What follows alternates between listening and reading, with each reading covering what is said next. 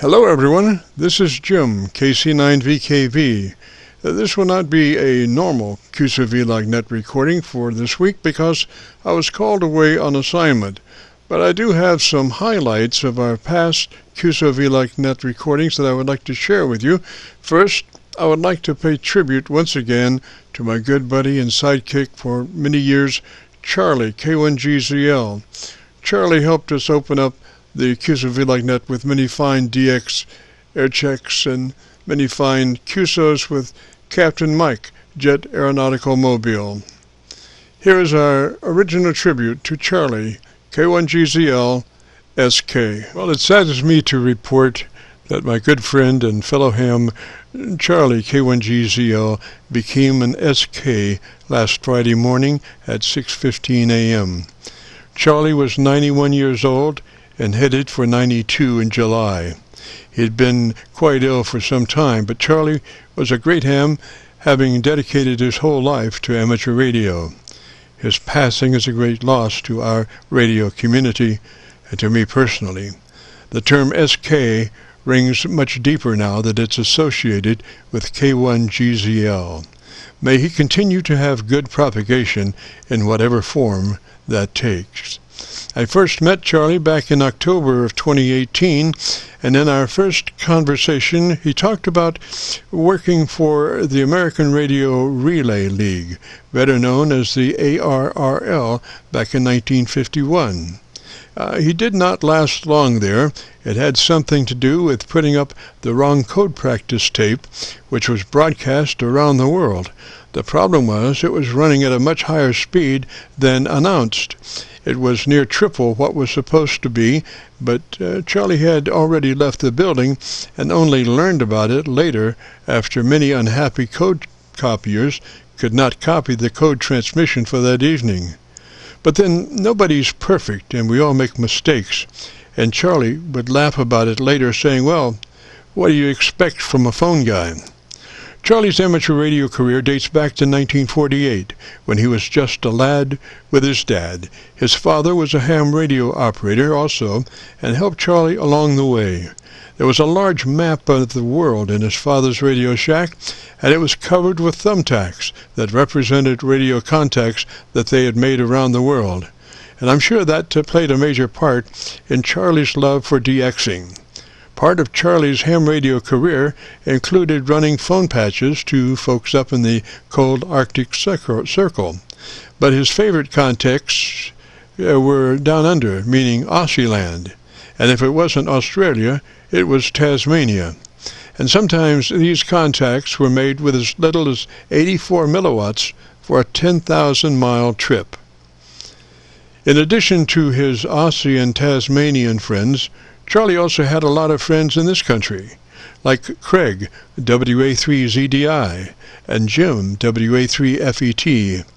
But one friend he always enjoyed talking to the most was Captain Mike up in the Jet Aeronautical Mobile. And in addition, believe it or not, Charlie was even talking to the birds up there in his home QTH of Clarksville, New Hampshire. These birds were honking out CW, and Charlie was copying the mail. He said they sure transmitted a lot of D's for some reason. Charlie's QTH looked more like a sailboat marina than a house. What with all those kinds of antennas that he was working on, indeed, he was an antenna specialist, an antenna master.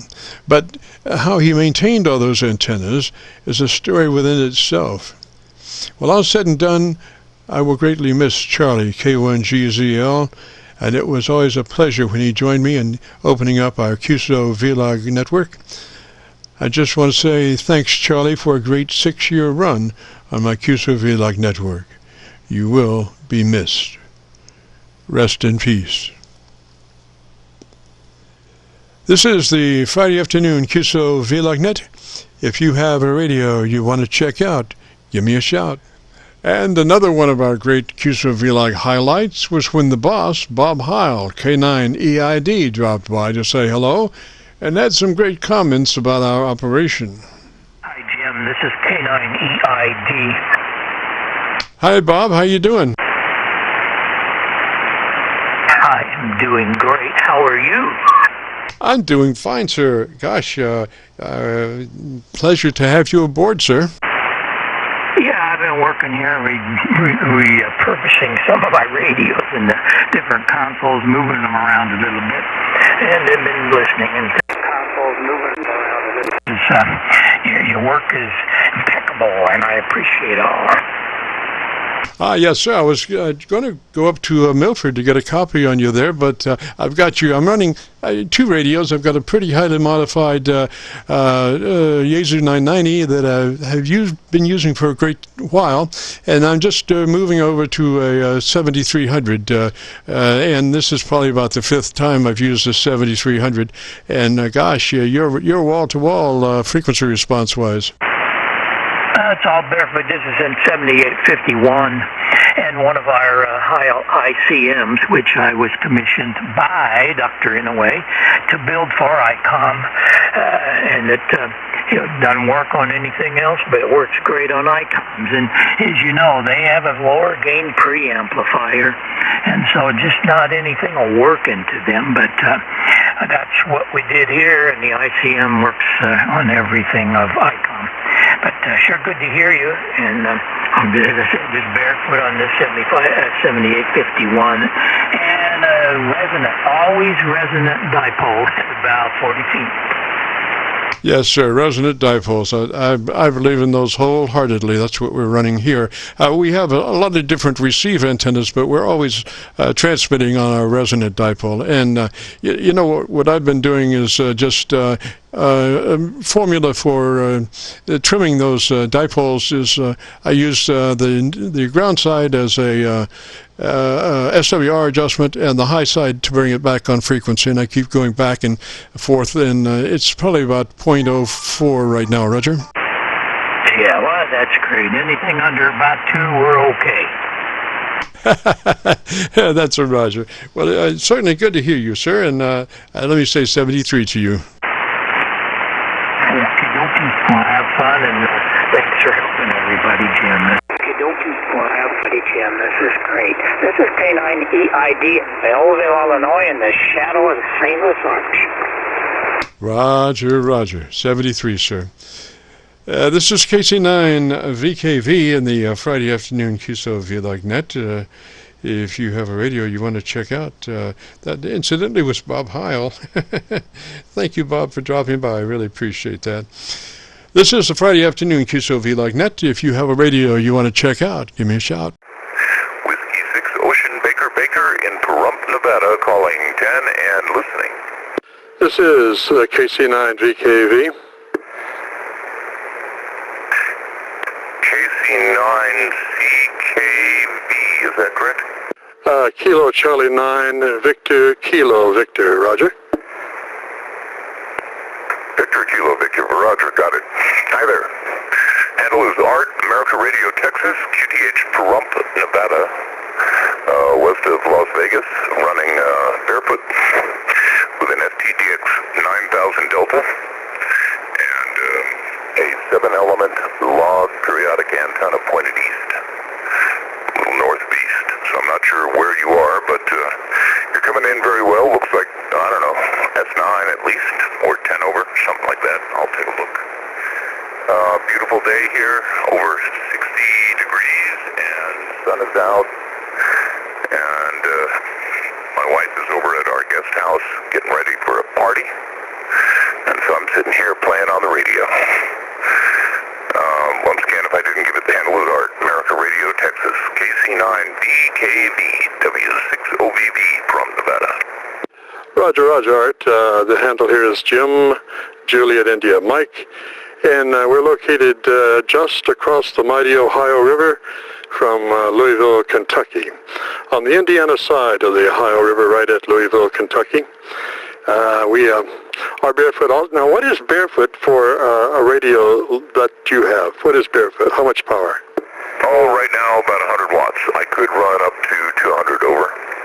Oh, Roger. I'm running a Drake TR4C, vintage 1976, and I guess it's doing probably about 200 watts also. All right, very good.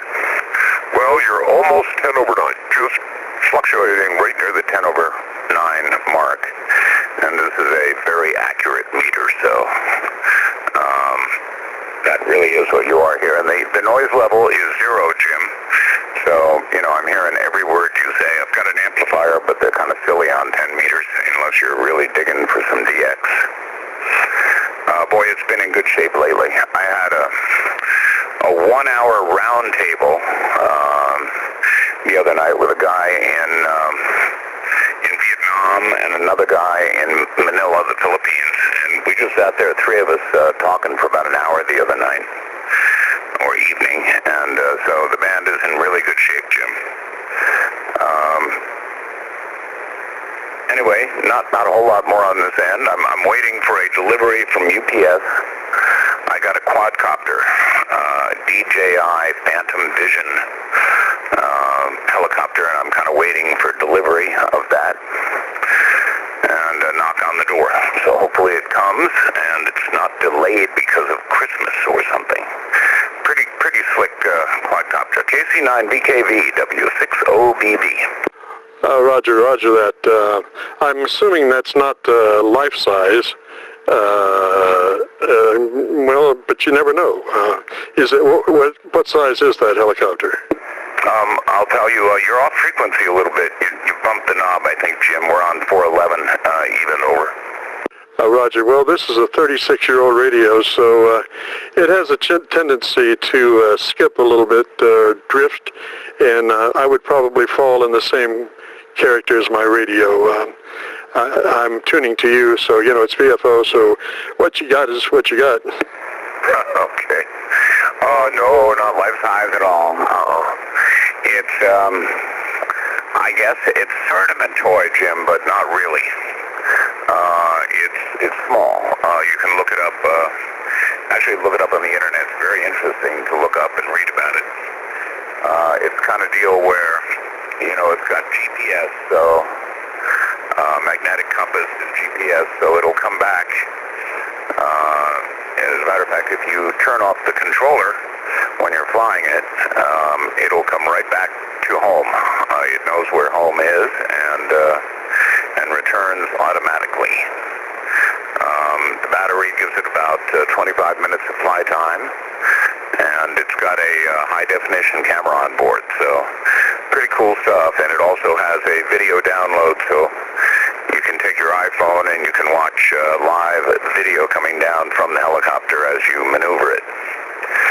Pretty amazing stuff, actually, Jim. Over. Roger that. Now, you wouldn't run that over downtown Nevada or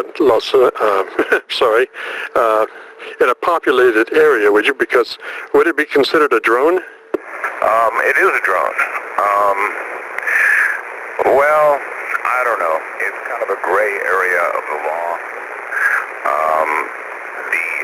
The FAA right now says you can't fly above about 1,500 feet here in altitude. Other than that, the law doesn't really cover them right now, but our expectation is that as popular as these kinds of things are getting, eventually, of course, somebody will make a law about them. Over. Roger. Now, you wouldn't want to fly that in a certain area around your location, would you? No, I wouldn't. They would shoot it down for sure. And I'm spending about $1,500 on this thing, so no. If it's Area 51 you're talking about, no, thank you. It's I live very, very close to Area 51, and that's a place I would not fly over. Roger. Yeah, they would probably have your video and be looking at your video before you see it, Roger. That's right. That's probably true. I know they tap into all cell phone calls out there and all that kind of stuff. But these things are a kick. I mean, they're unbelievable. They'll hover right in front of you, not moving. GPS locks them completely. And like I say, if you lose control, it knows where home is, so it'll come back and land within about a foot or two of where you take off. Over. Roger, Roger. Now, does it consider the distance that it's traveled away to be sure it's got enough fuel to make it back? Yeah. If it gets below a certain battery point, it will indeed head back. I mean, if you work at it, I'm sure you could lose it, but I'm going to be careful with it. You know, it's a pretty good investment, so we'll see. You can get very high definition video from it. You know, it's got 1080p video from the camera on board. You can look it up on the internet. If you do, I think you'd be shocked at what they're able to do. You know, not only do I get a return picture on my, on my iPhone 5, but I get telemetry, so I get altitude, speed, all that kind of stuff right on the screen over. Oh, that's great. That is outstanding. You'll have to post some of that so one might be able to see what it looks like. Imagine that would just be, as I said, outstanding. And it's been a pleasure speaking with you, sir. I hope that you resolve some of your other radio issues to be able to continue your career, Roger. Well, we're talking to them now. They're going to have to allow certain things to happen. And if they don't, then they don't. It's just that simple. Anyway, good talking to you too. What you might want to do is look up on Google and put in DJI Phantom Vision. That's Delta Juliet India Phantom, common spelling, and Vision. And you'll see plenty of videos up there on YouTube to look at. The kind of video that they deliver is just absolutely astounding. See you later, Jim. KC9VKV, W6OBB, Pahrump, Nevada. Roger, Roger. Art, we'll say threes to you. If you get a chance, we also are on QRZ. You might find it interesting. Threes that way, good to talk with you, and we'll be clear. 7-3. Alrighty, let's see, signal's still up? Yep, sounds great down here. Great. Yeah, now right now we're talking with Spike Odell from WGN fame. Spike, what I'm really interested in is how radio came to you as a child or as a young person. How did that come about? Well, I always tell the story, and it's on my QRZ page too.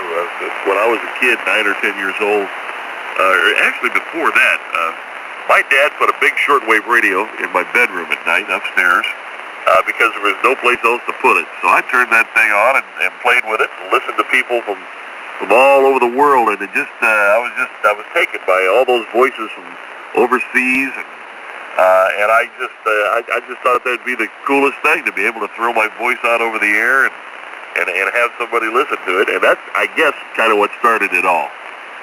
Roger, did you have an interest in, well, I know in my case, tearing things up and then fixing them electronically? I did. I thought that was a very cool thing when I was a kid, to see somebody take a radio apart and have it 115 pieces on the table, put it back together again and have it work. Unfortunately, I wasn't blessed with that ability. I was horrible. So I let somebody else do all the fixing, and I just stuck to the talking. Roger, and tell me about your first paying job in radio. My first job in radio was at a little station called WEMO in East Moline, Illinois. I just graduated from a little 6-week broadcast course at a vocation school. They gave you a certificate and a pat on the back, and they said, go get them. Go conquer the world of radio. So I tried to get a job, but everybody wanted somebody with experience. So I watched this little radio station being built in my hometown. My dad actually knew the general manager, so my dad kept saying, go down there, knock on the door. So I did. He wanted experience. So I went back a couple weeks later, and he says, no, we need experience. Come back when you've got some experience under your belt. So I thought, well, I'll never get that job. I listened to it go on the air one night. It was a Friday night. Went on the air about 6 o'clock at night. I listened to it all night long. And I went to bed that night. The next morning at 7:30, the phone rang, and the general manager says, you still want a job on the radio? I said, yeah. He says, if you're here in an hour, you're on the air. Boom! I was there. I went and did my first 8-hour shift, went home happy as a clam, and threw up. Oh, Roger.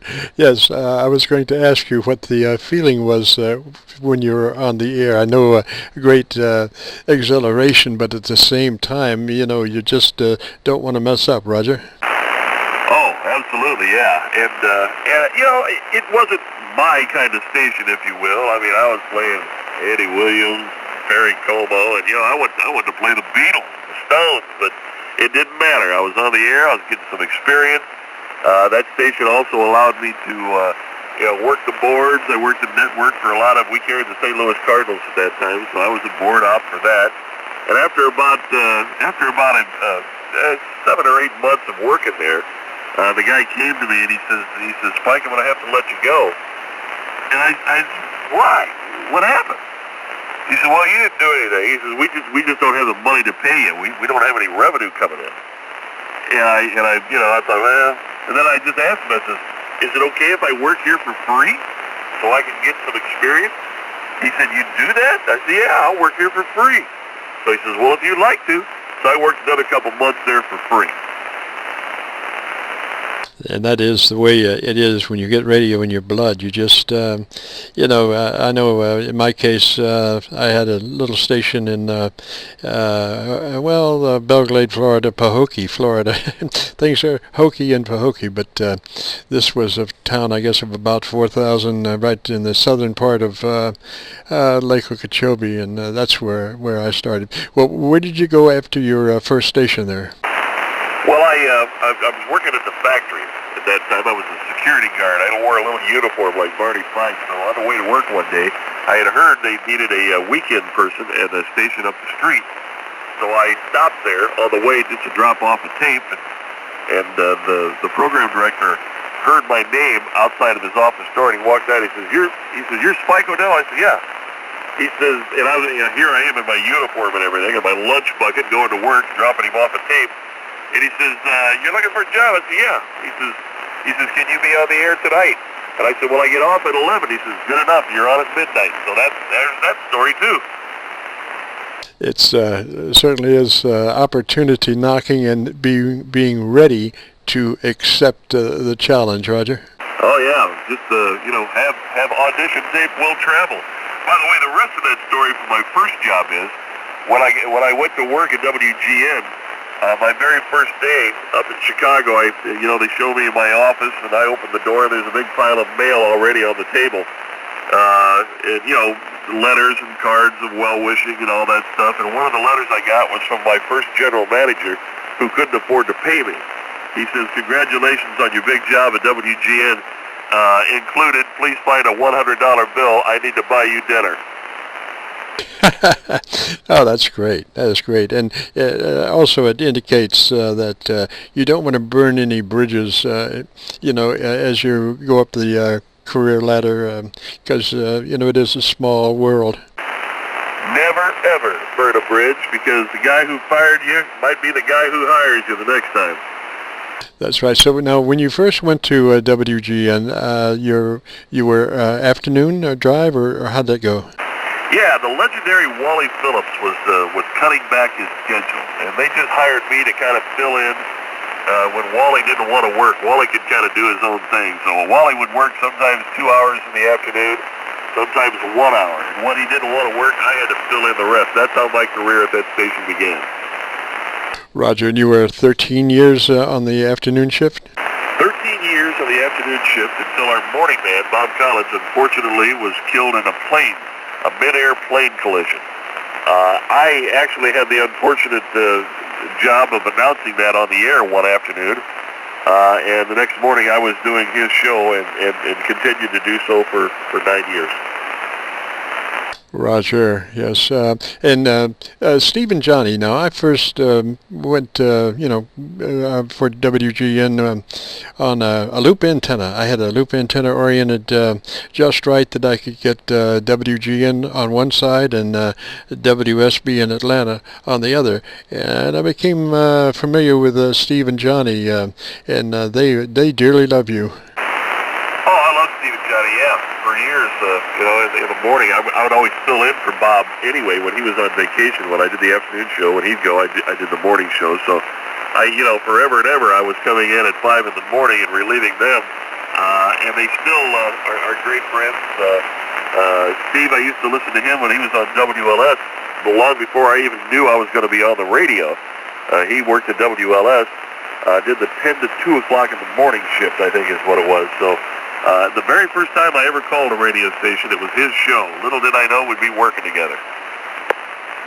Roger, yes, a beautiful couple there. Really enjoyed them. And so what did you find the most difficult thing about the life in Chicago and big time radio? Well, I remember big time radio going from a medium market to, the second or third largest market in the nation. I remember being interviewed for the job by they had all the bosses there, the program director, the assistant, the general manager. They were all there, the sales manager. And I remember the big boss from upstairs on the 19th floor. He was there, and he says, Spike, he says, if you worked here, would you be intimidated? And I thought, what's the right answer here? Well, how do I answer this? Do I be cocky and say no, or what? And I thought for a second, and I said, Yeah, I am a little bit intimidated. He says, good, you should be. Roger that. I don't know how I would have answered that, frankly. I'd follow in your situation there. But the ratings, live and die by the ratings in a city like that, Roger?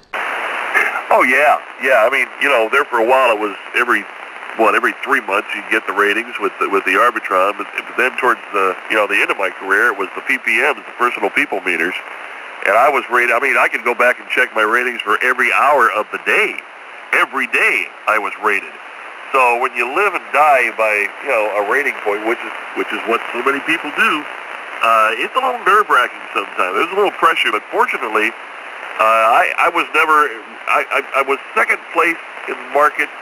Overall for my time slot, 12 plus, 2 or 3 times over 22 years, but the rest of the time we were always number 1. Roger that. Now, and also in a market like that, you had engineers that did all the board work, Roger? Oh yeah, they wouldn't let me touch anything. I would sit there on my hands, and if I scratched my nose, they'd push a button.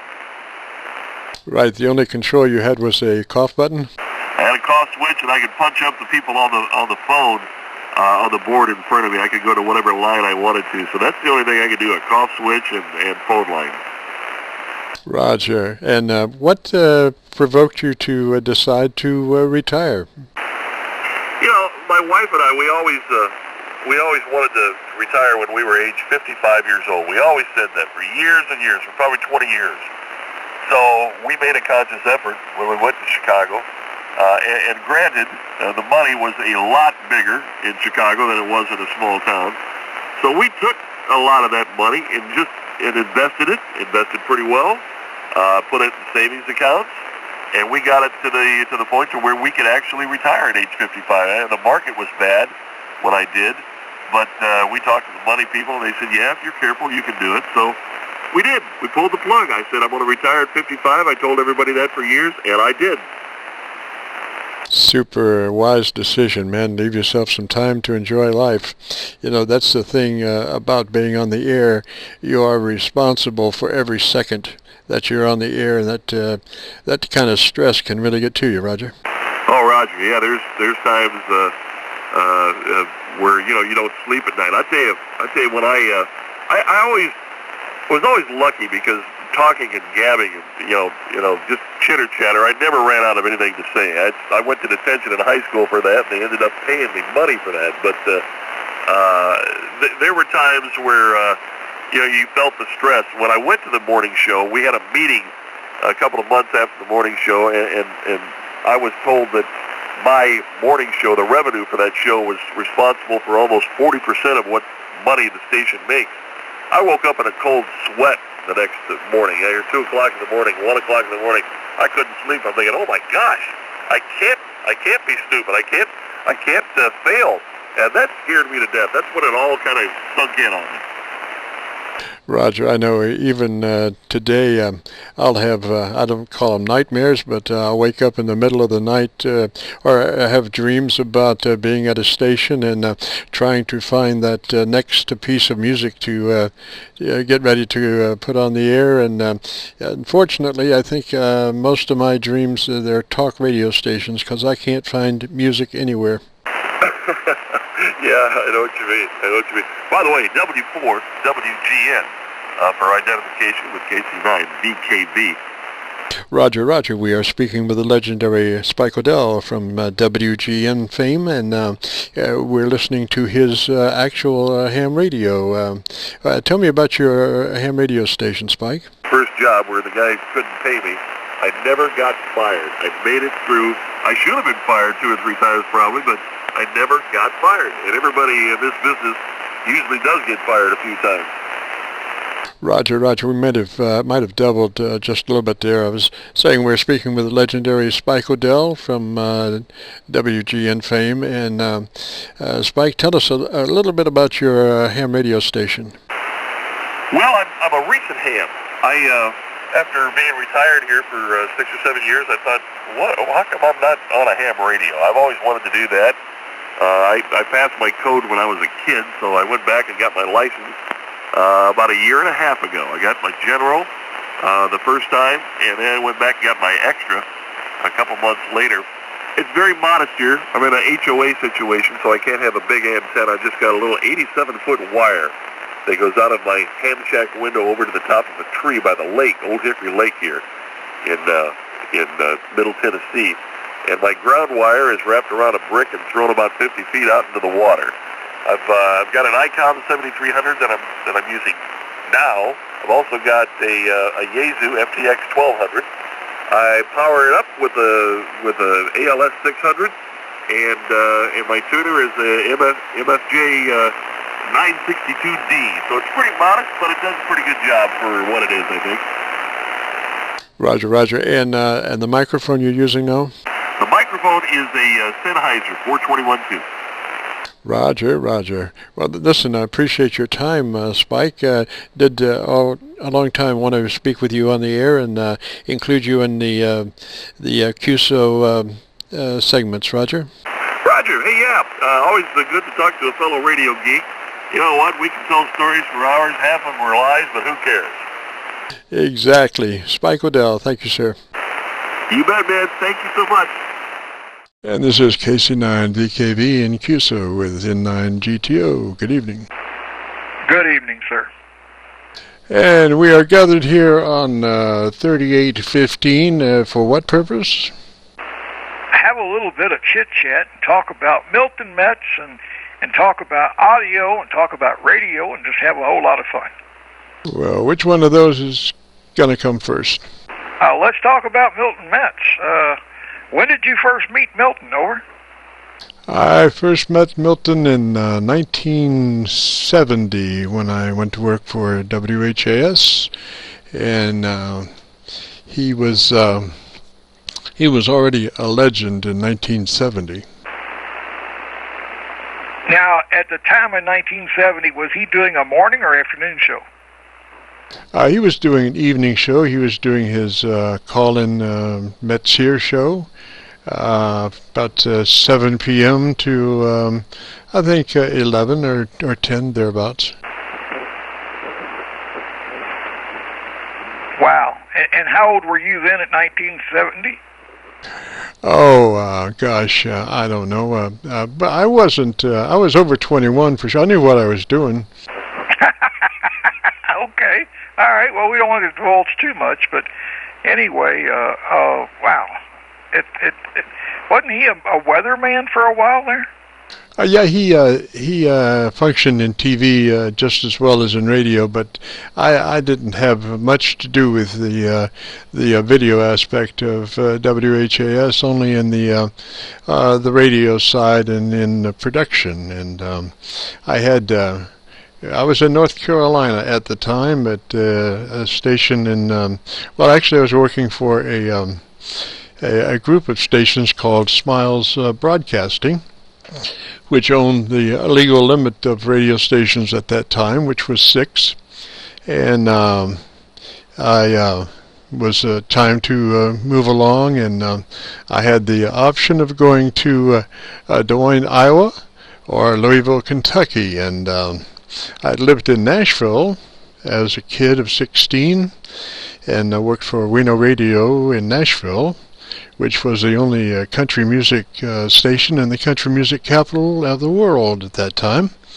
Of course, I wasn't a personality as such. I was a glorified board operator for, they would run remotes, quite a lot of remotes on the weekends, and so I would be a board op for the remotes, which is the guy that puts in the commercials and reads the news and stuff like that. But anyway, so I'd lived in Nashville, and so I had the opportunity of living in Louisville or in Des Moines, Iowa, so I picked Louisville. Roger, Roger.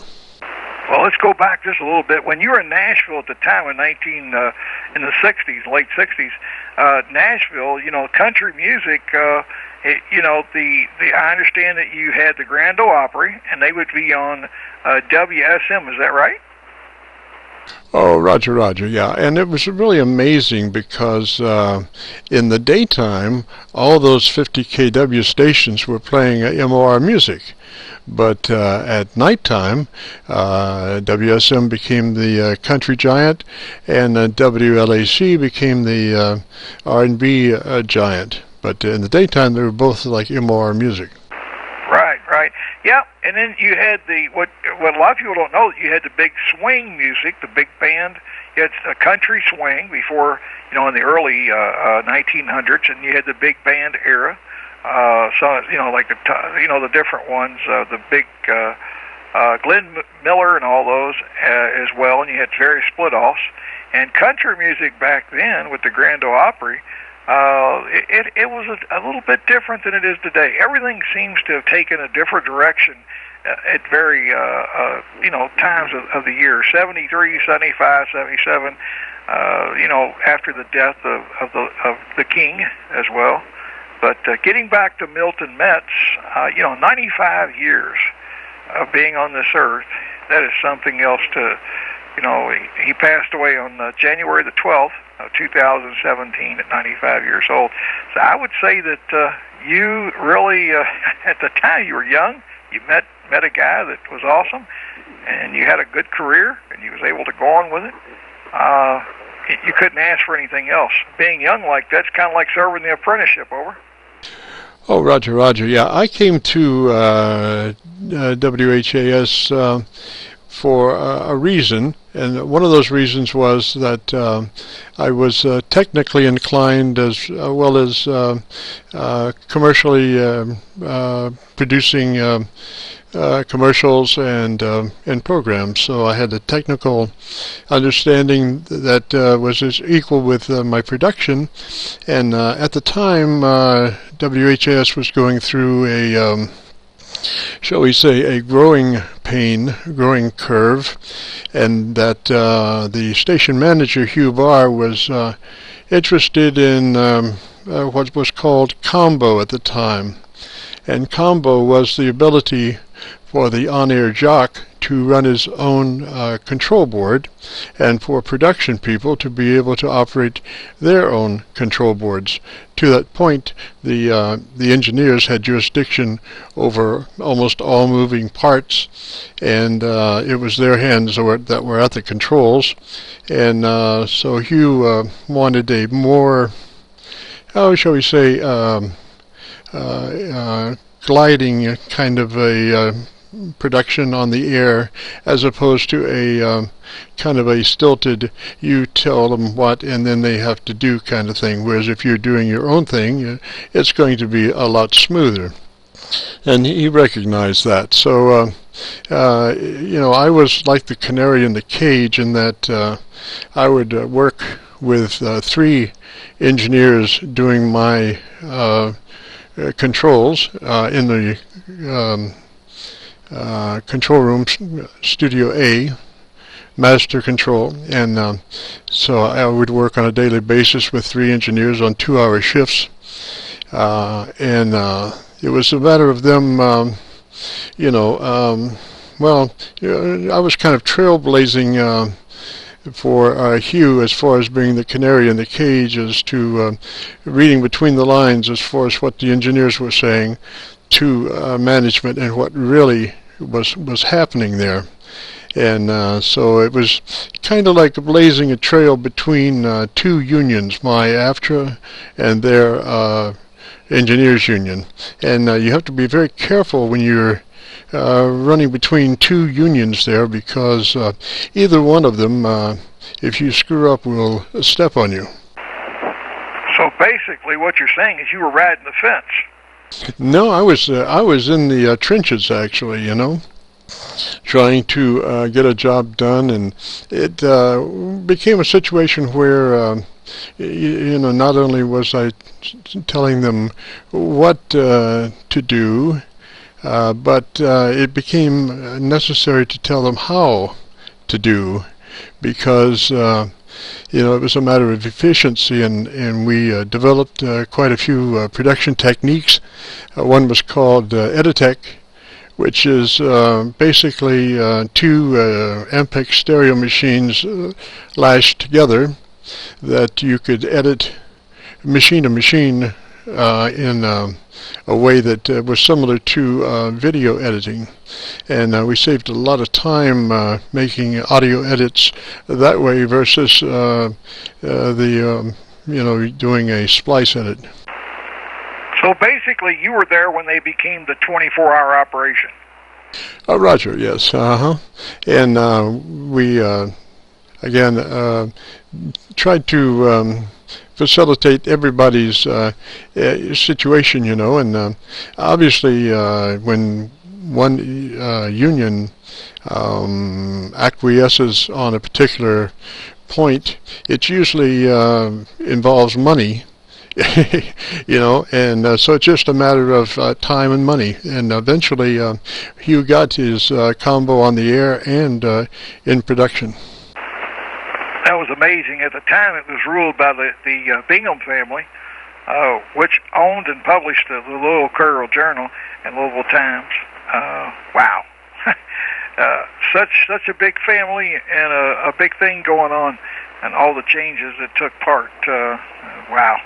Just absolutely amazing.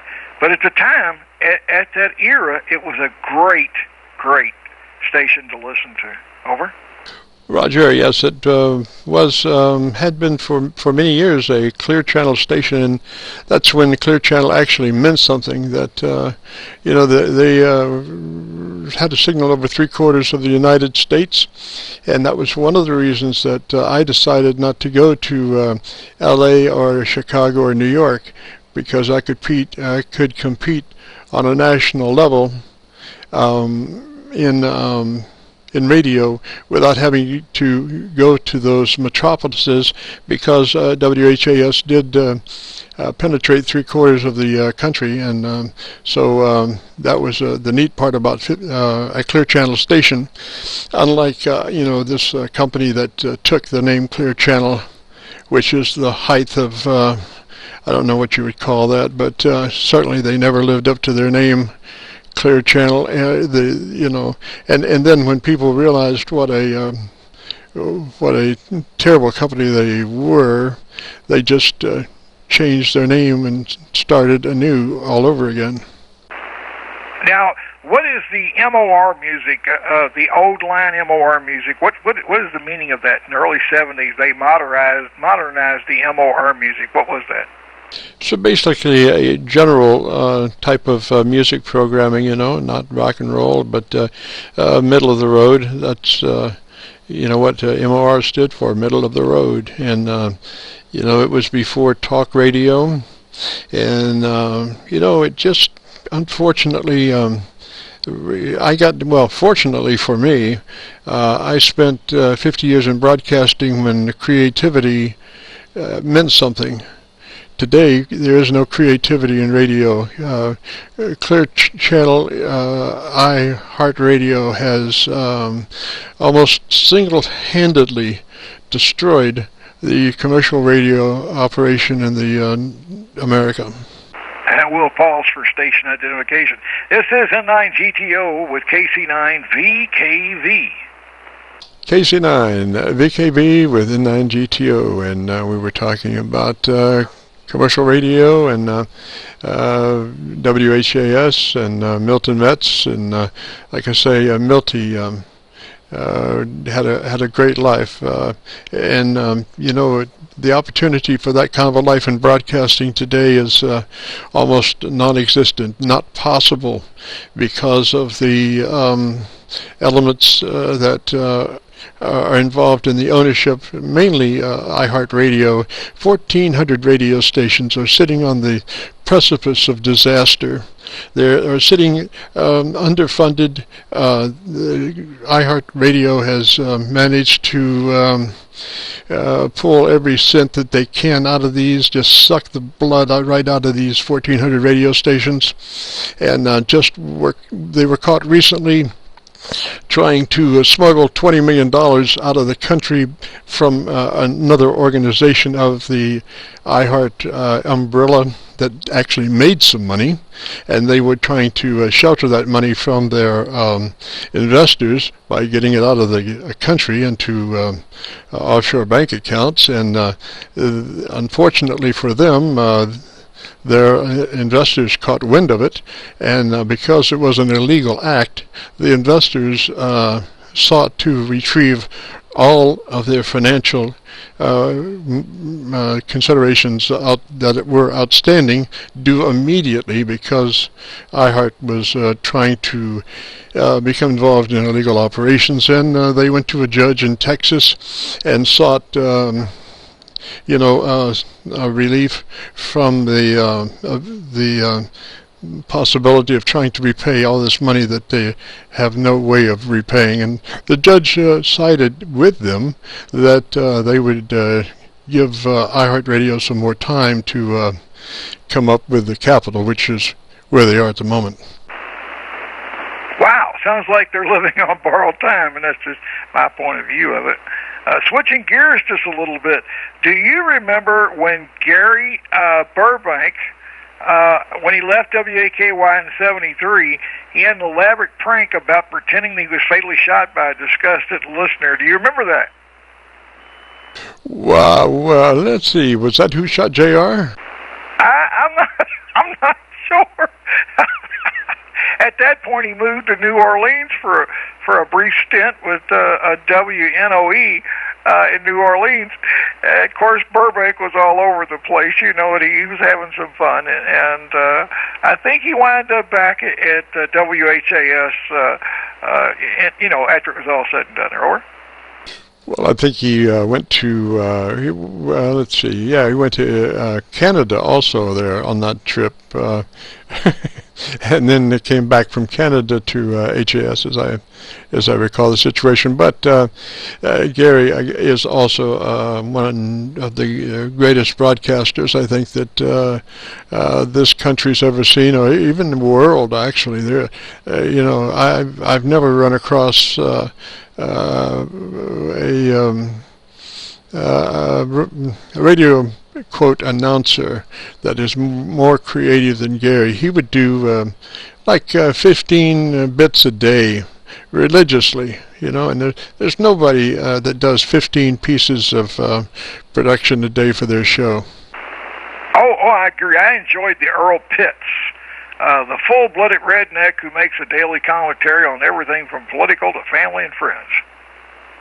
Roger. Well, he had a whole cast of characters, well-rounded, and the thing about it is, though, that Gary was, let's see how to put this, high-strung, as well as he, might be that creative, and it would not be uncommon. I would come in to the production room after he finished, and there would be a chair hanging out of the wall baffle.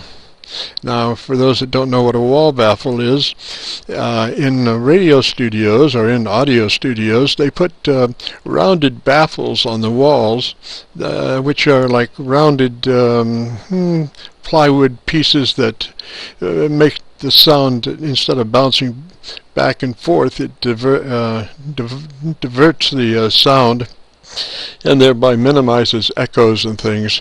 And so these are basically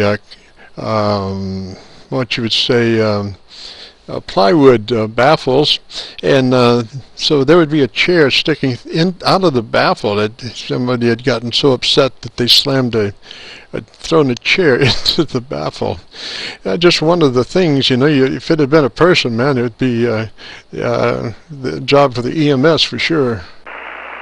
Oh, yeah, and he used to be Reverend Deuteronomy Skaggs, the preacher that encouraged all his listeners to dig deep in their jeans and pull out the greens. Skaggs and old Bernice and all of them, they was a character in those days, and old Ranger Bob, and oh, Lord, on and on and on. So like you said, 15 stints a day. That was a hell of a thing. Roger. KC9VKV with N9GTO.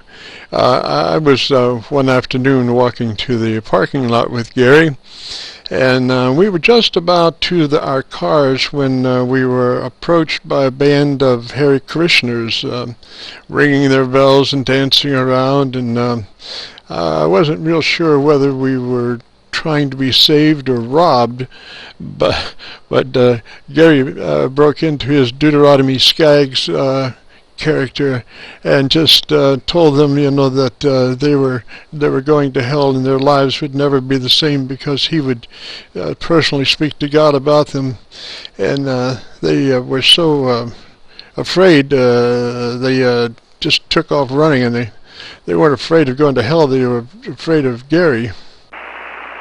Did you ever meet a man named David Dick?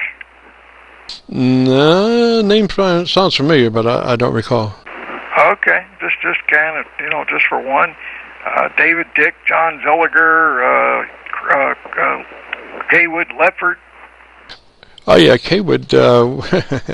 Kaywood is one of the all-time great sportscasters in the world. Called the Kentucky Derby many times, and also did a great stint in basketball. Yeah, he's also he was he's a native of Harlan County. Right. Yeah, and Van is great also as far as basketball. Van, first time I met Van Vance in our combo operation, you would be the jock would be on the air with his control board, and then there would be, for all practical purposes, a table on the other side of the control board, and the news people would come in and sit down at that table and do their newscast from there, and then the sports guys would come in and do theirs from the same place. And the first time I met Van, he was doing that, and Van, he spoke so low. He was down here like this, a very low voice. But the thing is, as you speak, as you gain lower resonance, you lose the decibels.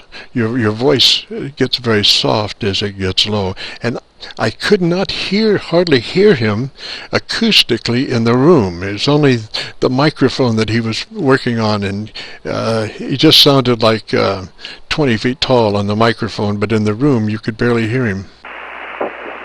Oh, yeah. And one of the things about old Leffert was he would get on there and say, "Hello, everybody. This is Kaywood Leffert." I'll never forget that. Well, yeah, he was every bit in his own right, as Milty was truly a star, a sage star. He was he knew what he was doing, and he had a career that people today would just envy. And this all started with a tube and your grandfather, right? Yeah, Roger. Yeah, my grandfather was on the air before the FCC. That's awesome. That is absolutely awesome. But yeah, there are so many different aspects of radio like amateur radio, that with broadcasting, television, TV, all the different things, and technology is changing. Like it was back in the 70s and 80s, it's constantly changing. Either you change with the times, or the times will change you. And that's what happens to a lot of them. But the ones that really can stay in there, such as K-Wood and Metz and all of them, they have definitely left their mark on the industry. And he will be missed, definitely, at the Crusade for Children. That's something that everyone loved to see Uncle Milty. Back to you. Oh, Roger, yeah, and the Crusade for Children, you can't talk enough about that. That was one of the things when I first came to HAS that I was saw outstanding, is that organization just put on the greatest show, and all the money that they got from the contributions, I would say 98% of that money went to the groups that were in need of it, and there was very little money that was used for the operation, the actual physical operation of the Crusade for Children, unlike a lot of other organizations that will take maybe 50%, 60% of the cash flow right off the top and delegate it for their overhead. That's ridiculous. Well, it was amazing. In 1956, they raised $187,000. Right, that's chicken feed compared to what they're doing now. I mean, what they were doing, just $6 million, I think. Oh, it's unbelievable. It's actually unbelievable. The legacy that they have, everything they've done, you name it, it's just absolutely a great organization. To me, the organization, as a child, they actually provided hearing tests for children that had to have special hearing tests and stuff that the normal families could not afford, and WHAS was there. Right, the Crusade for Children. And I'll tell you how apropos this may be. Let's end this with a vignetted program of the Crusade for Children. This was recorded back in the 70s, and it actually is a vignette of the complete program, and I think this would be very apropos. Remember the Crusade for Children and in donations. Dissolve quad split. Take camera 3. Stand by. Cue bell.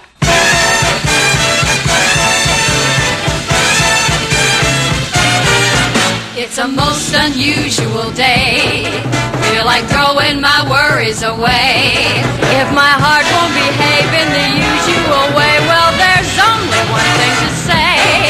It's a most unusual, most unusual, most unusual day. This is the 1979 Crusade for Children.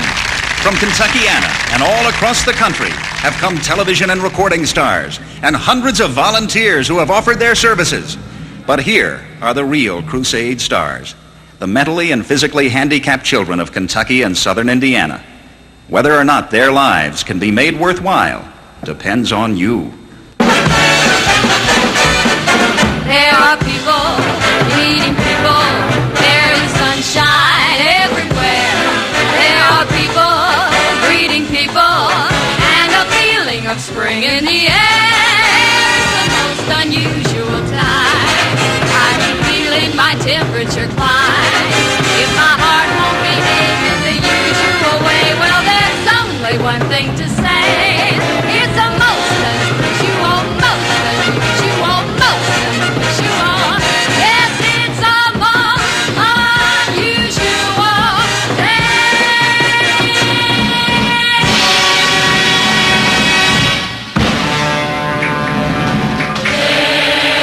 There's some place for us, a time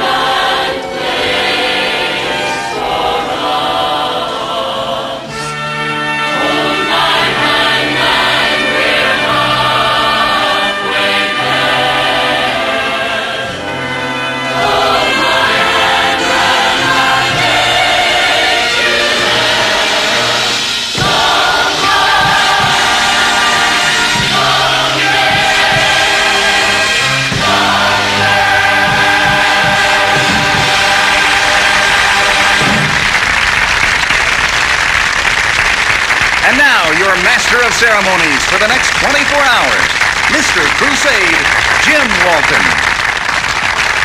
Thank you so much. And this is the reason we're all here tonight, for Sheila Thyler. She needs a helping hand, and I think we're going to give it to her. Tomorrow, when that last dime and dollar has been dropped into the fishbowl, she and thousands like her will say, "Thank you so much. You've done it again."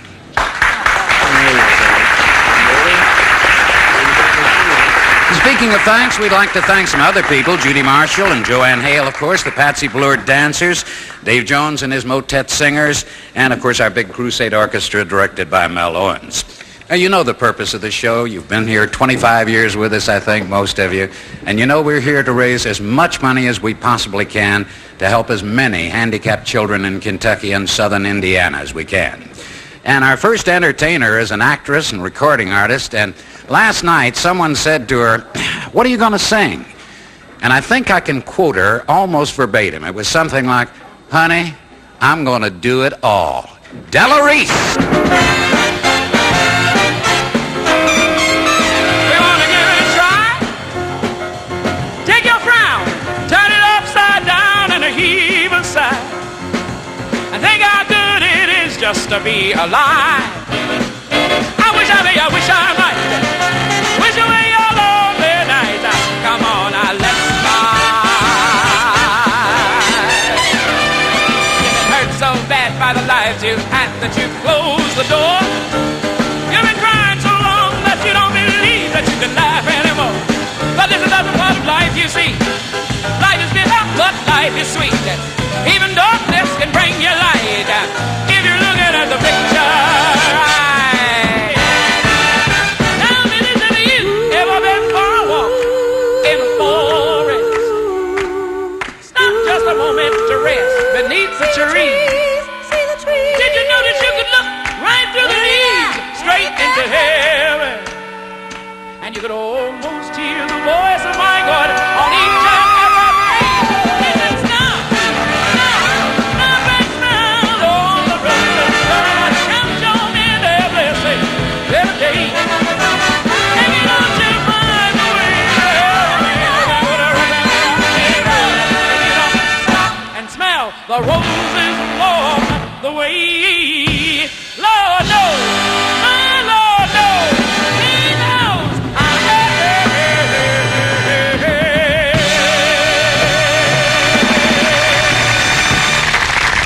What I want to know is, where's the energy shortage, huh? Oh, listen, that's very sweet. But, I'm going to say this because I'm a stranger in town. And I've only been here. Not a stranger anymore, I'll tell you that. Thank you. I've only been here a couple of days, and I've learned a few things about this crusade in the last couple of days and about the people who run this crusade. They worked very hard for this crusade for you, and it's your turn to work very hard and show that their efforts have not been in vain. So while you're sitting there enjoying the show and enjoying the efforts of these people, please call. Thank you. Thank you so much. Okay, I'm looking over and I'm seeing a man who has all of those gold records. Bobby Rydell. Let me get in there.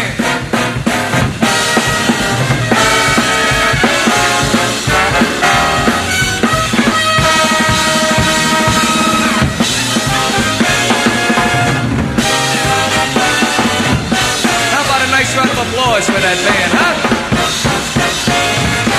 You must have thought that I was lonely. You came to my rescue, but now I know this must be hell. How could so much love be inside of you? 'Cause this one's for you. Say that nothing's been the same since we've been apart.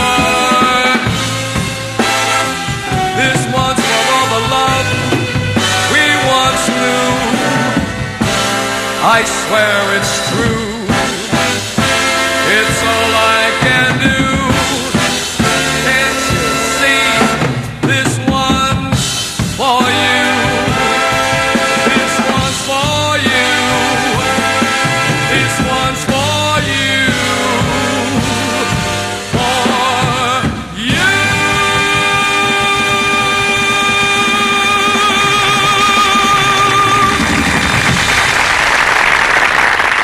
Let's welcome back once again Mr. Dean Shepard. More than the greatest love the world has known.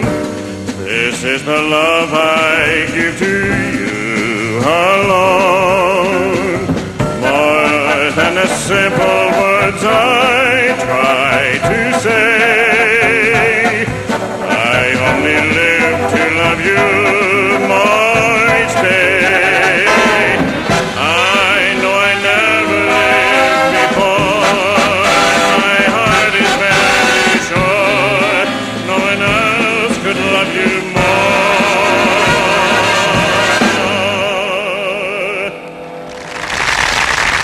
Total on the board right now is $86,948 at about 12 minutes before midnight. This is Miss Yvonne Over. Memories like the corners of my mind, misty watercolored memories of the way we were.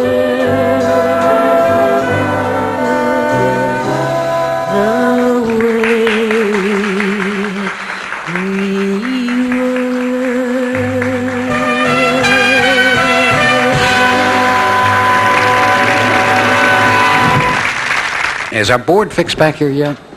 Yeah, I can read it now. $93,499. This is the fellow who's the all-night DJ, I'll have you know. From WKRP up in Cincinnati, that's just up the pike a piece. And you know him, of course, as Venus Flytrap. Let's welcome Tim Reed. Tim?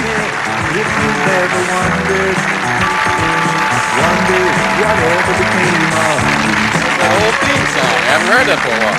Sound familiar? Oh, yeah. It's nice. Well, what do you think of the kids? I've fallen in love with a little young girl over there. She's crying now, of course, because I've gone. You've gone away. What's your name again? April. April, all right. And you have some money for me, is that right? Thank you, April. Wow, that's a lot of money. Can I get a kiss? Ah, it's all about love, isn't it? Now, welcome Pee Wee King. I was waltzing with my darling to the Tennessee waltz when an old friend I happened to see. I introduced him to my loved one the night they were playing the beautiful Tennessee waltz.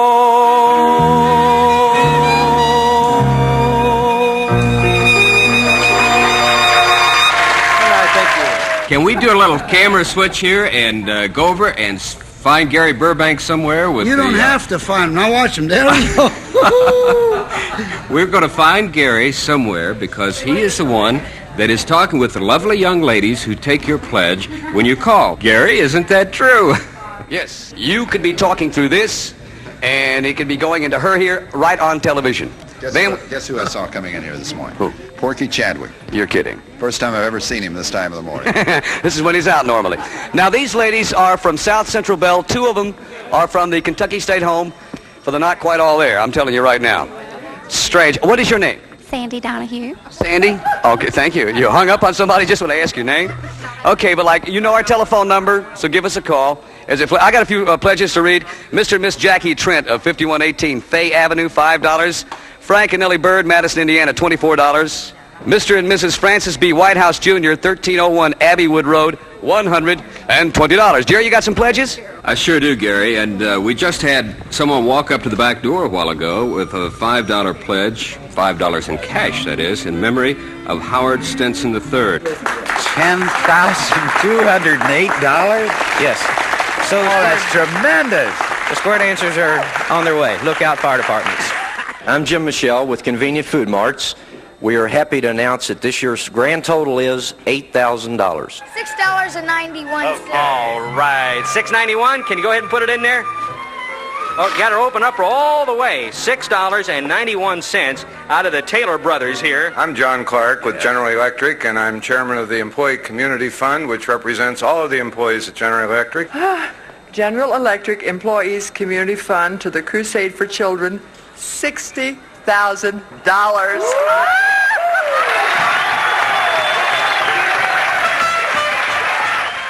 Salem, Indiana, and Larry Brown's got a few words for us. This year we have $10,197.92. All right.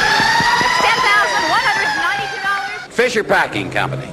This amount that they are giving this year amounts to $32 per employee. That total, and I'll say this one out loud, is $16,000. We're getting close to $300,000. Look at that, $296,898. Okay, and we're over here with the St. Matthews Fire Department with Rick Albers and Kenton Lenahan. Okay, what's the grand total? Gives us a grand total of $25,500 even. That is remarkable. Mutual's here. We think we'd just give you the figure and then we go home. $19,187.10. $19,000. It looks like a bunch of people from Middletown to me. That's right. I can tell them a mile away, Jerry. What's the total? The grand total this year is $20,004.41.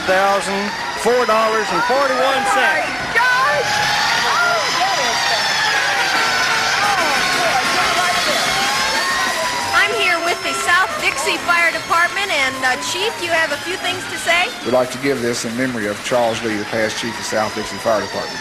A total of $16,670.40. Fabulous. From the South Dixie Fire Department. Let's listen to it.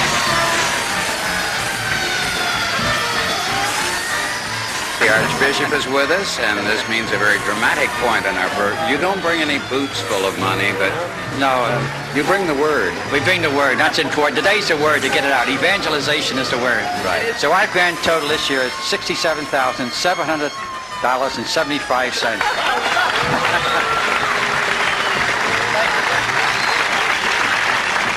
Got another group of 30 or 40 volunteer fire department people, scouts, McMahon Volunteer Fire Department, and they got a new record. And our grand total this year is $19,000 even. $19,000 even from the McMahon Volunteer Fire Department. How about that? Pour it in. We are ready over here.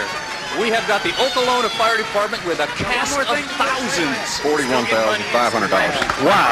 $41,000. We are here with a group from Camp Taylor. This thing gets more incredible as we roll along. It's amazing. As you'll note on the board, we are approaching $900,000.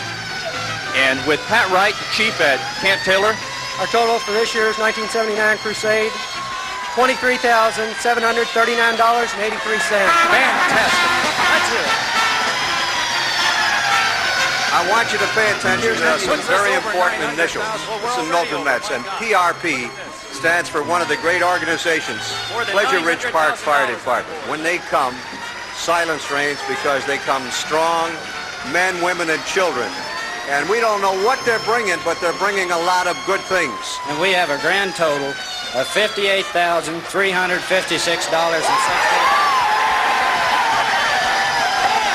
I have lots of people, as you can easily see here, representing the Fern Creek Volunteer Fire Department. Grand total was $17,189.86. Oh, isn't that something? From Fern Creek Volunteer Fire Department, over $17,000. Kevin, let me get out of the way. Now the great thing comes forward from the Clark County Citizens Group. Right. And we have $48,725.87. Yay! Great! This is Mr. George Krause from over in New Albany. How you doing, Mr. Krause? My pleasure. His daughter standing next to him. Hi, how are you? She's been a fan of yours since she was a teenager. Get over there and make her happy, huh? I can't give you an exact figure because we're still kind of counting money over New Orleans. Still has some money coming in, but I can tell you that it is in excess of $30,000. In excess of $30,000.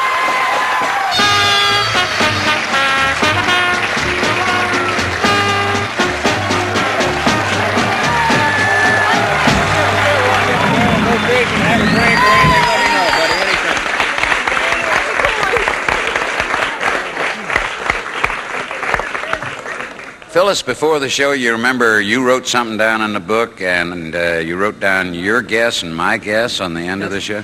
I think we split it about 50-50. We just about did, didn't we? Uh-huh. You said 200, 1,200,000. I said 1,225,000. It comes out 1,217,572.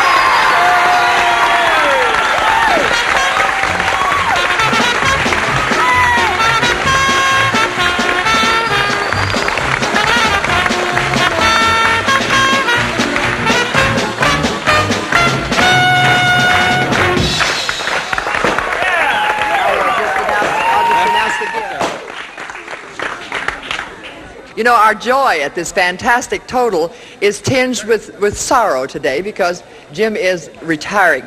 And Jim, you know, we found no way to package love and respect, but knowing your love of silver, we have a little gift for you. And I want to say it will be etched, and this is what it will look like. Wayne, would you hold it for the camera, please? With our love, Jim. Too much.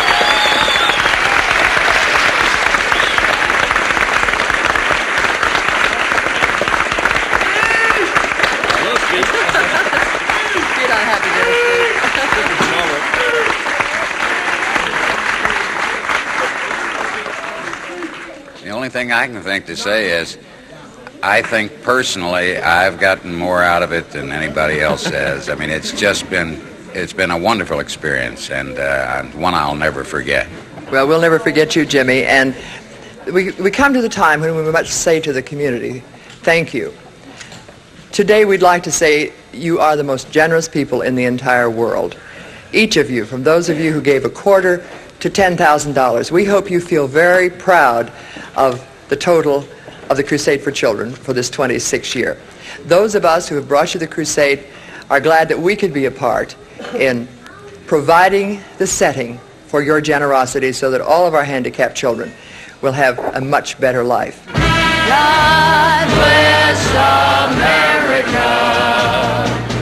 land that I love. Stand beside her and guide her through the night with the light from above. From the mountains to the prairie to the oceans white with gold. God bless America, my home sweet home. God bless America, my home sweet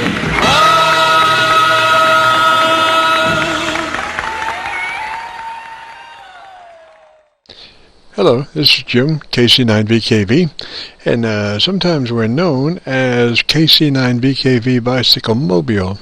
And a lot of people have requested to have some video made of the mobile bicycle that we ride in the morning in the park between 8 and 10 usually. So we thought we would accommodate. So this will be about our bicycle mobile. This is basically just a mountain bike with a little special handlebar adaptation of radio equipment. What we have here is a pedestal, PVC pedestal, that goes all the way down into the, as far as it can go. Let me get around here so I can show you. It goes down there, two PVC pipes that come up, and then the radio is mounted. There's a Velcro strap and the radio is clipped onto the Velcro strap. Now, it used to be that the Velcro strap went across the front of the radio, but the problem was then you couldn't get to the controls very easily. And so then we just decided to do the strap and clip the Bofang to the strap, and that worked out a lot better. Now we also have another radio down below for other communications purposes, but this is the main one we use, and the actual advantage, the best part of the system is the antenna. Now this is a very special antenna. It gives us 3.5 dB gain on VHF and 6 dB gain on UHF, and that used to belong to Lu2 N9 GTO, but it's a long story. He had the antenna and he had it mounted on his truck, and his wife came home and she took a look at it and she said, "Get that gaudy thing off your truck. It looks like it was made by a band of gypsies." And it was primarily because of the red aspects to the antenna. Not many antennas have red as the main color, and so he gave me a call and he said, "You know, I've got this great antenna, but I can't use it because the wife won't let me run it on the truck. So maybe you might be able to use it. The only problem is that it's fire engine red." And I said, "Well, you know, that's not really a problem because my bike is fire engine red." So it all worked out. And before I had that antenna, I had a home-grown ground plane that was about the same height as this, and it had 3 radials, ground radials coming off from about this height here.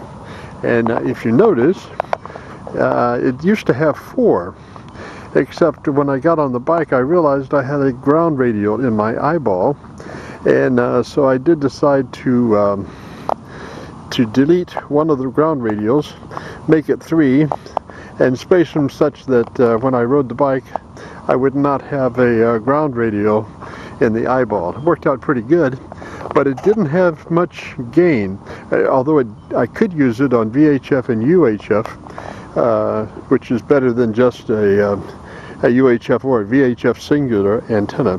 Now you might wonder what this is. This is, well, I had a little leak on the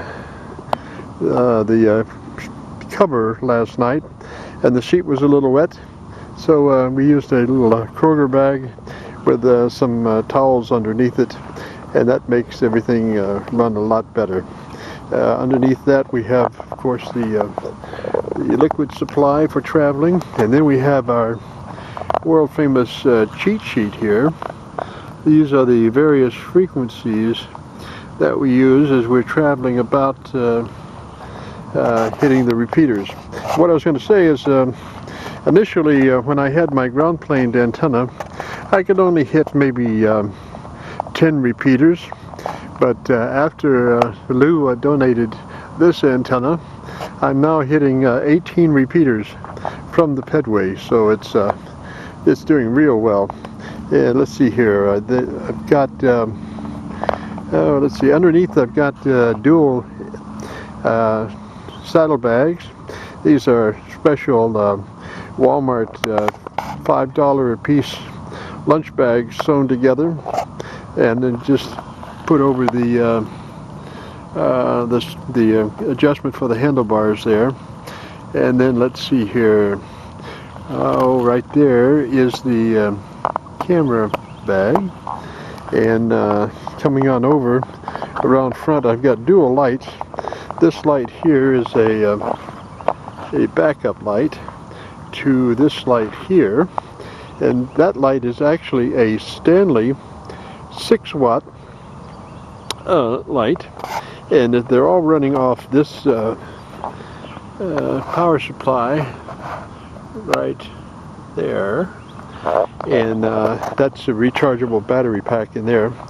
And used to be I had this the Stanley light angled up higher, and we rode a lot at night, and folks would see us coming, and we had it angled up, and they thought it was a train coming. The light was extremely bright. A 6-watt LED light is really bright. So we did, after a while, decide to angle it down. So we got it angled down where it's probably illuminating mainly at about 20 feet in front of us. Now also, here's a little addition we're carrying this morning, which is bread for our ducks. And we'll have, maybe we'll run into George, hopefully, and be able to, you'll be able to see George's characteristics. Now George is the enforcer of the group, and he keeps all the other ducks away as his buddies are trying to eat. But George himself will not eat. You know, given food, so you'll be able to see that. Anyway, this is the KC9VKV bicycle mobile. Had a lot of interest in us doing a video on that, so I figured, well, since we're in the park, this would be a beautiful time to do it. So when we're talking on the radio in the park, that's pretty much what we're riding. So there you go, the KC9VKV bicycle mobile.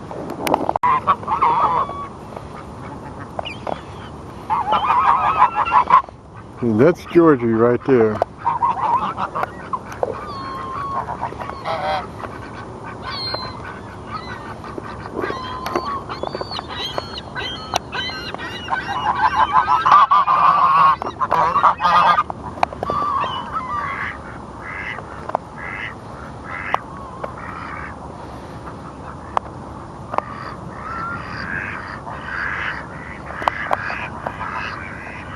They're trying to get in on the food, but George is keeping them all at bay. That's George the duck. You've heard so much about George. Well, there he is. He keeps all the other intruders out of the group,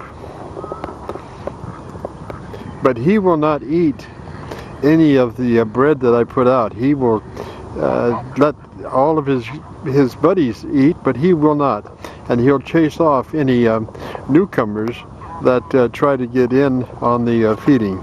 So, all right, this is the local group here that George controls. There we go. One more tight of Georgie. Hi, Georgie. Hi, buddy. You're doing a good job.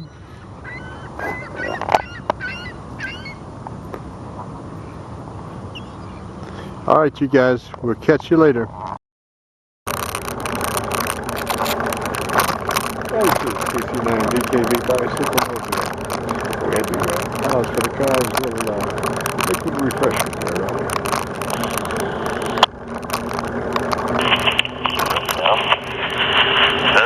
At least the first day to get a little sunshine for your outdoor extracurricular biking activities.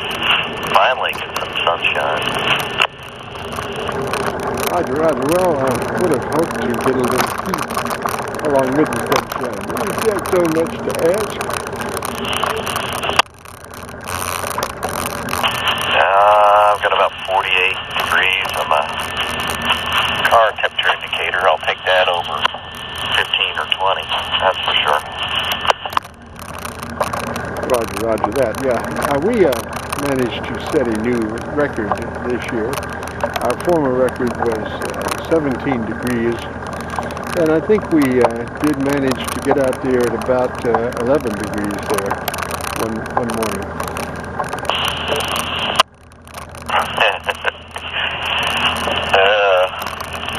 I think I'd have a hard time. My joints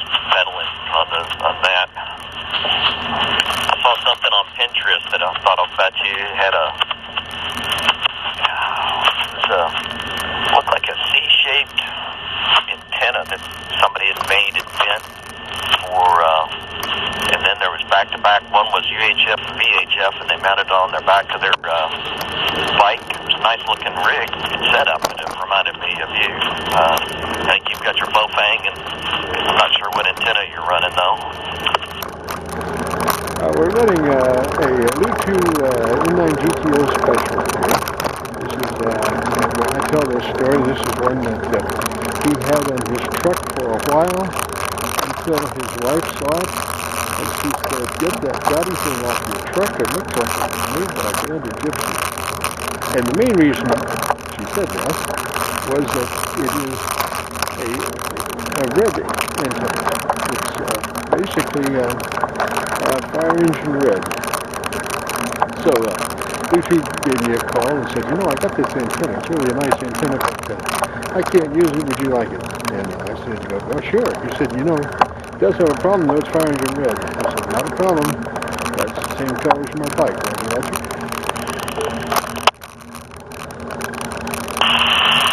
Well, that worked actually rather well, and I was thinking for fire engine red or for visibility standpoint, safety first.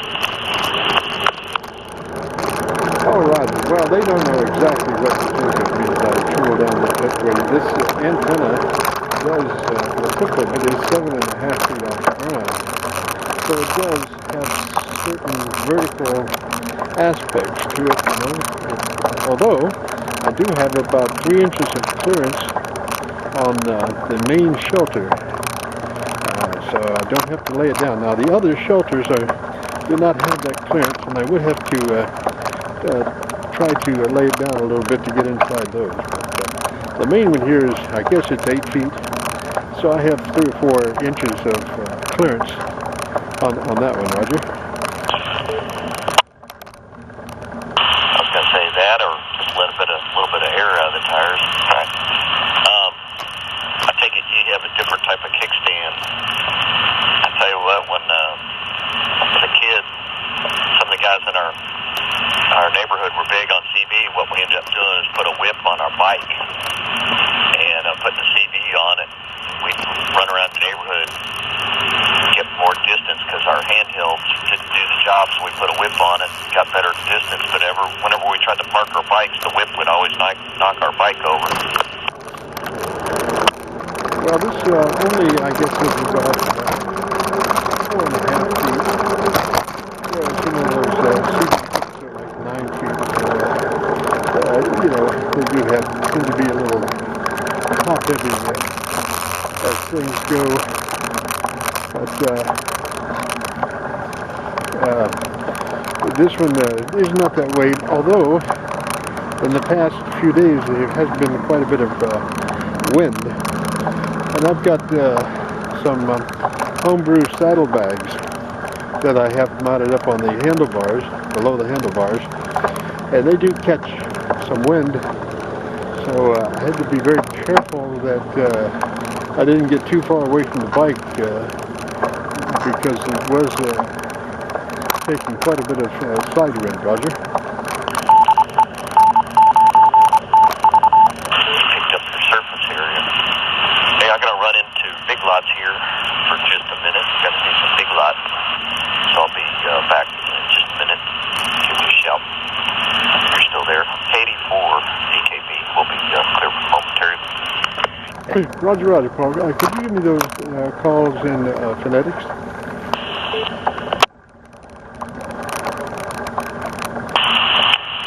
Kilo David 4. David Kilo Baker. KV4 DKB. Roger, Paul. I'm working on a video as we speak of the bike, and I did earlier shoot a little piece of descriptive of it, and then I did some video on the ducks, and I don't know if you ever heard about George, but George is a real special duck. So when I put this on, everybody will be able to see who George really is, and may have a little bit of our Qso on there with it. Roger, roger. So you quack it out. Okay. KD4DKB. I'll be right back. Roger, roger. 3's for the file, and we'll catch you later. KC9VKV, bicycle mobile, exercising for better health.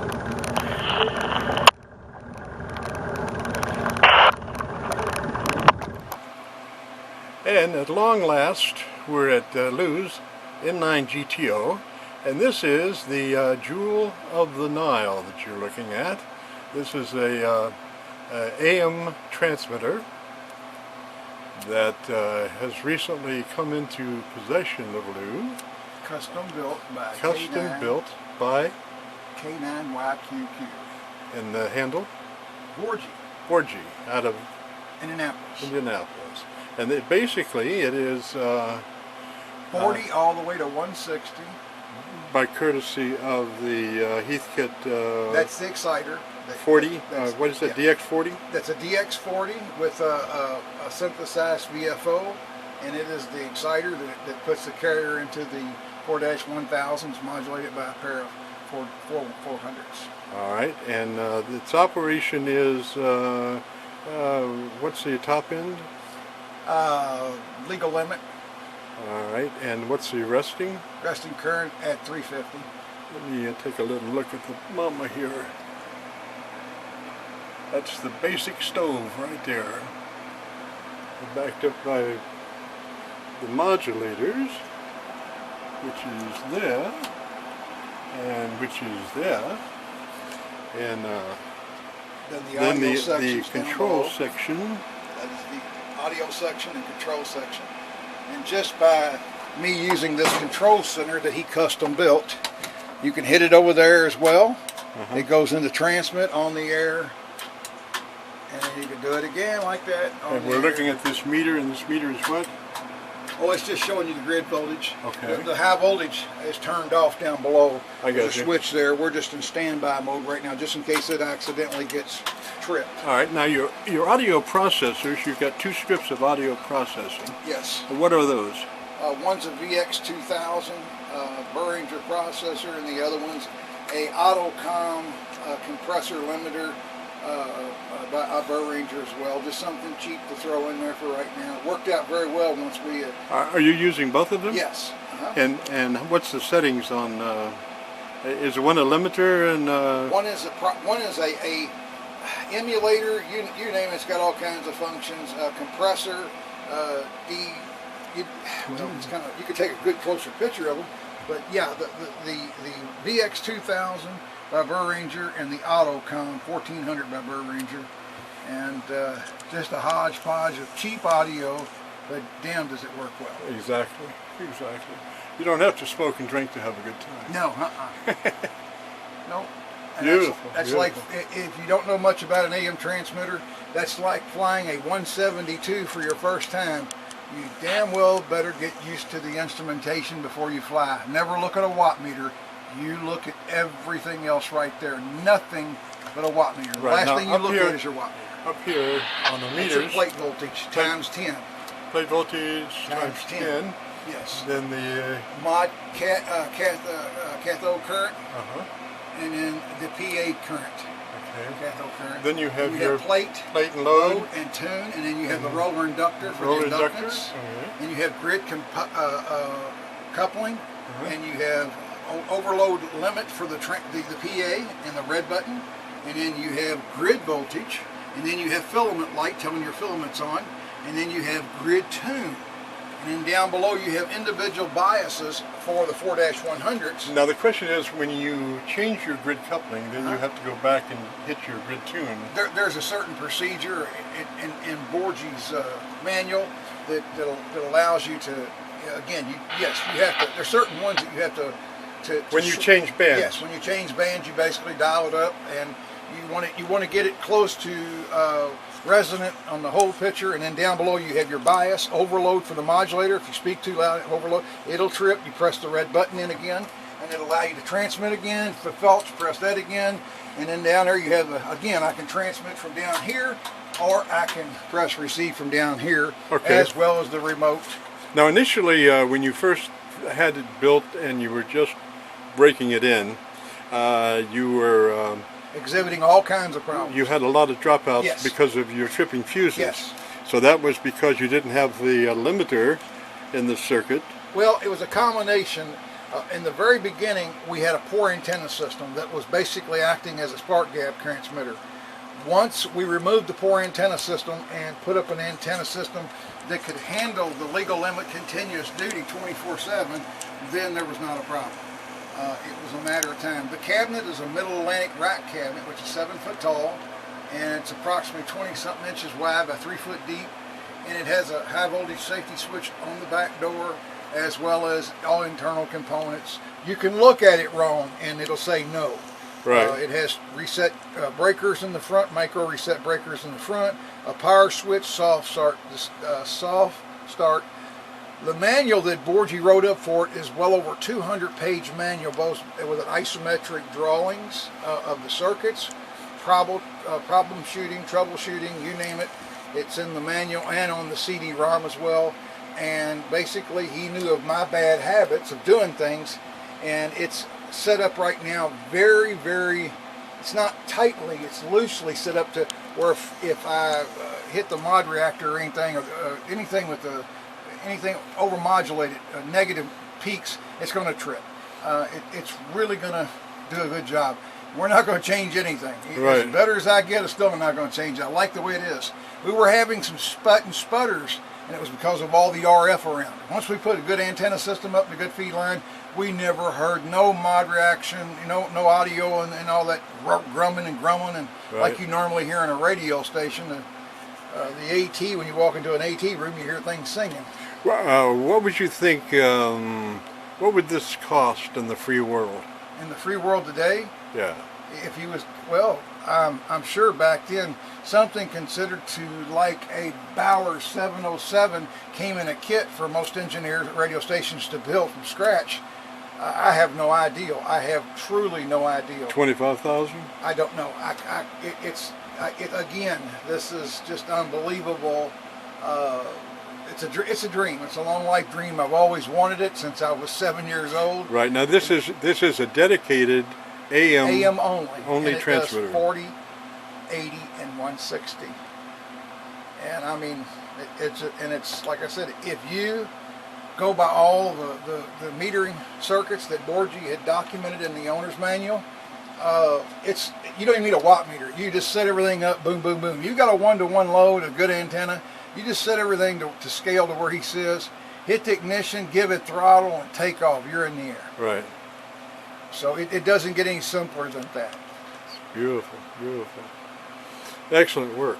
And the weight is unbelievable. We have no idea what it weighs. It's scary. You think about 1,200? I have no idea. I wouldn't even comment. It's the iron out of this thing came out of a much, much larger transmitter, so I have no idea as to what the weight is. It is you're talking overkill. about the plate modulation transformer and the high voltage? Yes.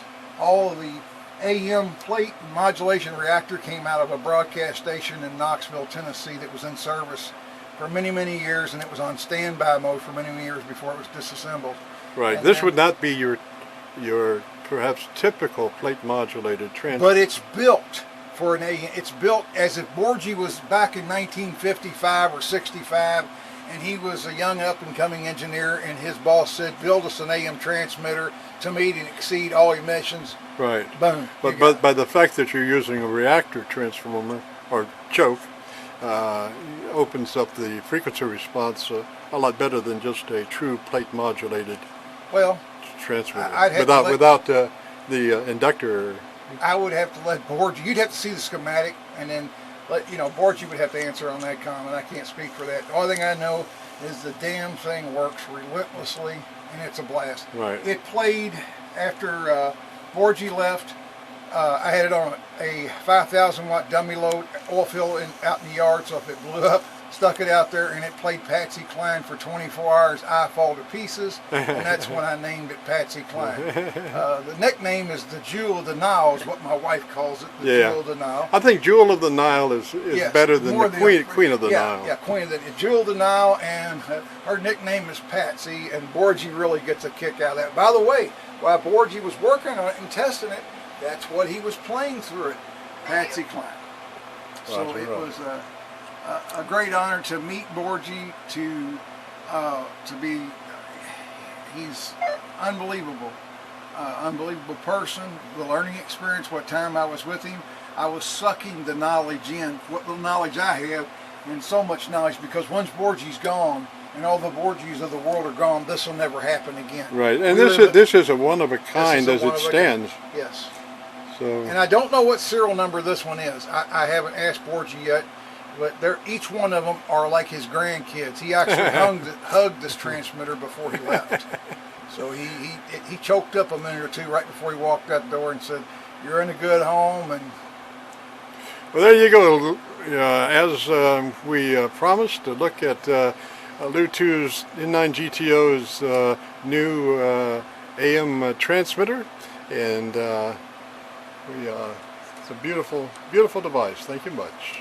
Now I'm trying to start this thing with a little finesse. It used to be I would have to get right up in the computer to hit the start, and so here would be this extreme close-up to start a piece, and not the best way to do it. So now I've got the mouse strung out so I can do it from remote, and it's not half as bad, but the problem is I can't really see that it's actually rolling, but I guess it is. It says capture.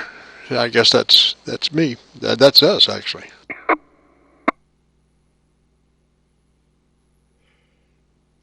All right, JR, start it.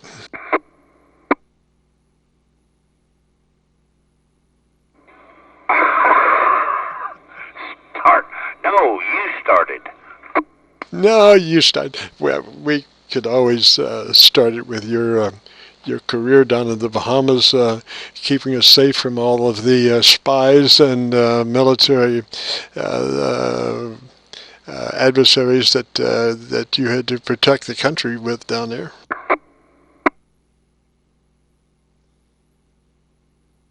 They're all top secret stories. I can't. If I was to tell you, then I have to kill you. Yeah, Roger. I understand that. I'm prepared to sacrifice, though. I would sacrifice myself for the sake of continuity.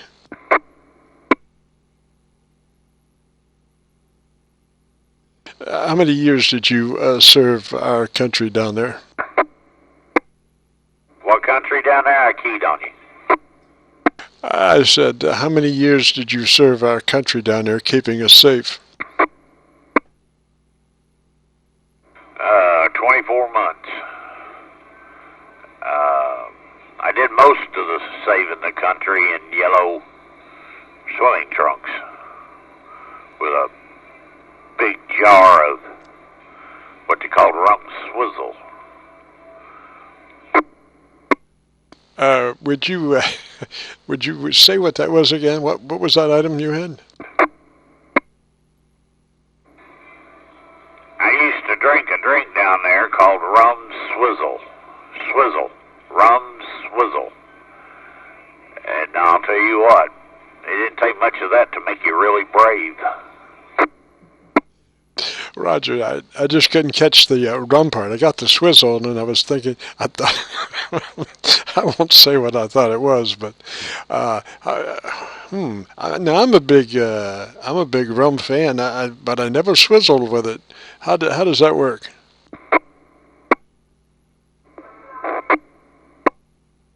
Hey, Kevin, did you say something?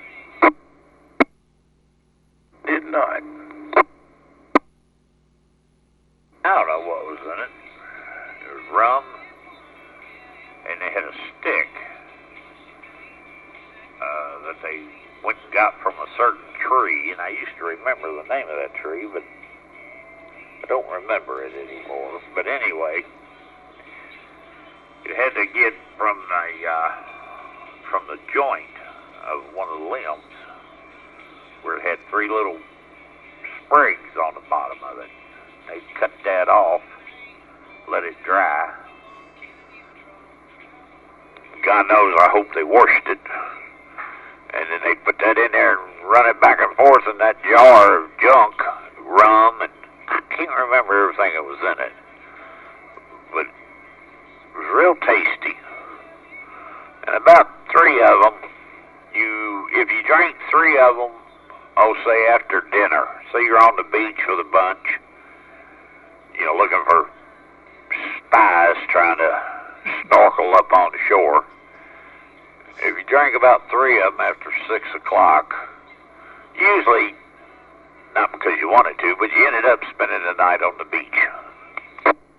You were beached on the beach in protection of the country, looking for spies snorkeling up. Where they would be counter spies. No, they'd be just spies. You'd be the counter spy, I guess. And did your rum swizzle? Did it have an actual swizzle stick in it, or what? Now the sticks is what they stirred it with. You couldn't shake it, stir it. Anything like that. You had to, in order for it to be an official rum swizzle, the bartender had to have one of them sticks, and he just run it back and forth in his hand, and that's how he mixed it.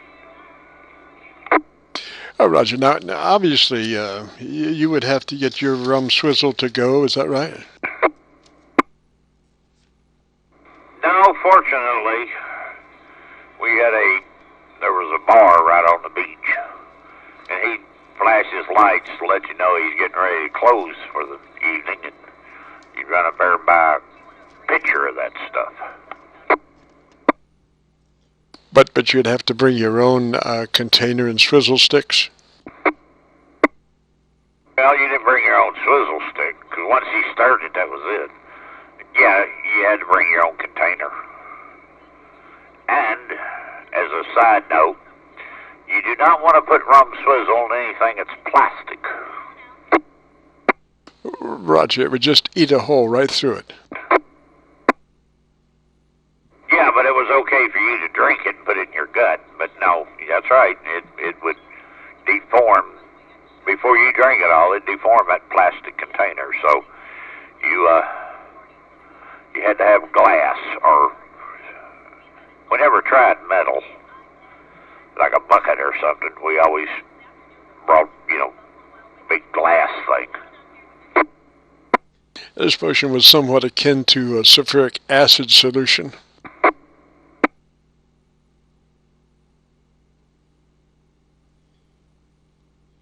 Well, I know that you served your country diligently. Did you ever have any time to enjoy things down there? Whiskey bottles around, so if you didn't have a glass container, he'd transfer it over to that whiskey bottle for you. But I'll tell you what, it put all your sails in the wind when you drank it. Three of them.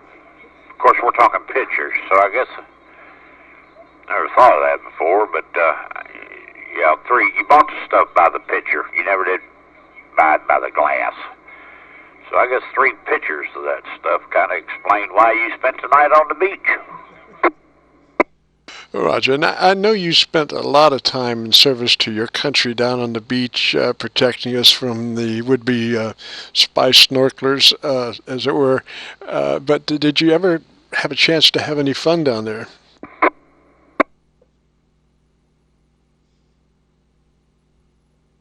Not really.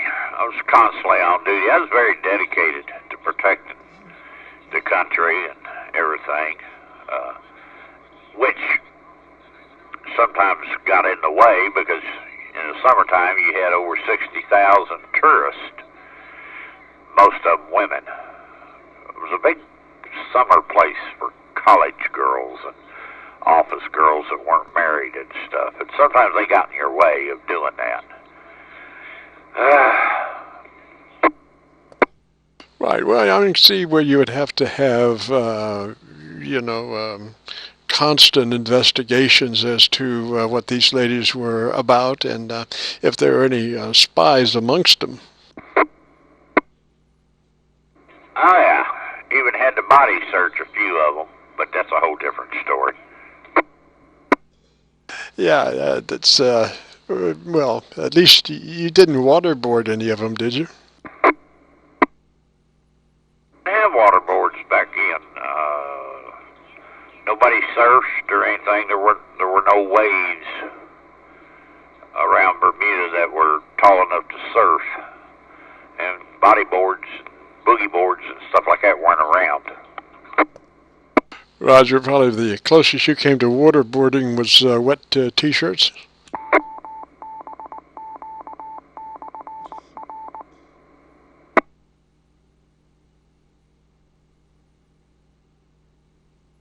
I have to tell you the truth, I don't remember that.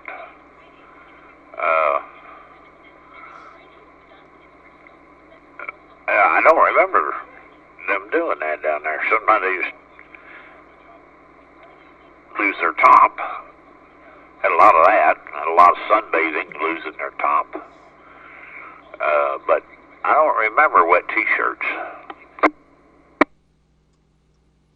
Yeah, Roger. And that probably was not one of the highlights down there. I mean, there's much more interesting situations, I guess. And did you ever catch any spies down there, JR?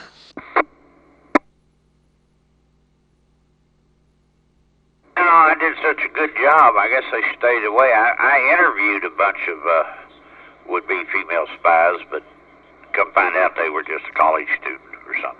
But no, I don't really remember ever catching one. I did catch something down there, but it wasn't a spy.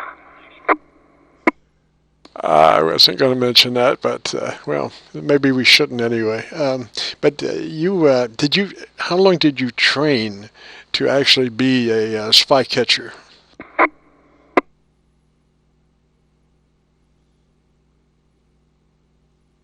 Oh, I was pretty much, I no sooner got to Bermuda and took me about a day at the beach, and all of a sudden I was certified.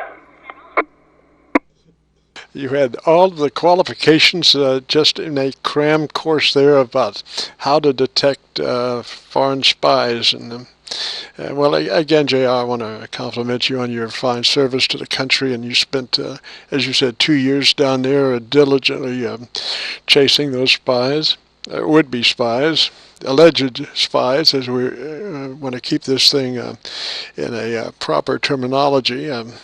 And again, thank you, JR, for your splendid service. I even tried to volunteer to stay another 2 years. But I only had about 6 months left to do. My contract was up, but I told them if they'd leave me there for 2 more years, I'd extend for a year and a half. But the commanding officer told me, he said, no, he said, we've had about all of your expertise we need. So I guess I did a really good job. I must have done 4 years worth of work in 2 years. Yeah, I can see you're definitely double timing it down there. You might want to come up on mic just a little bit, JR. You were kind of a low level there, but anyway, so you spent the 2 years down there, and then you returned. How did you just leave there, or how did you? Where did your career take you after Bermuda?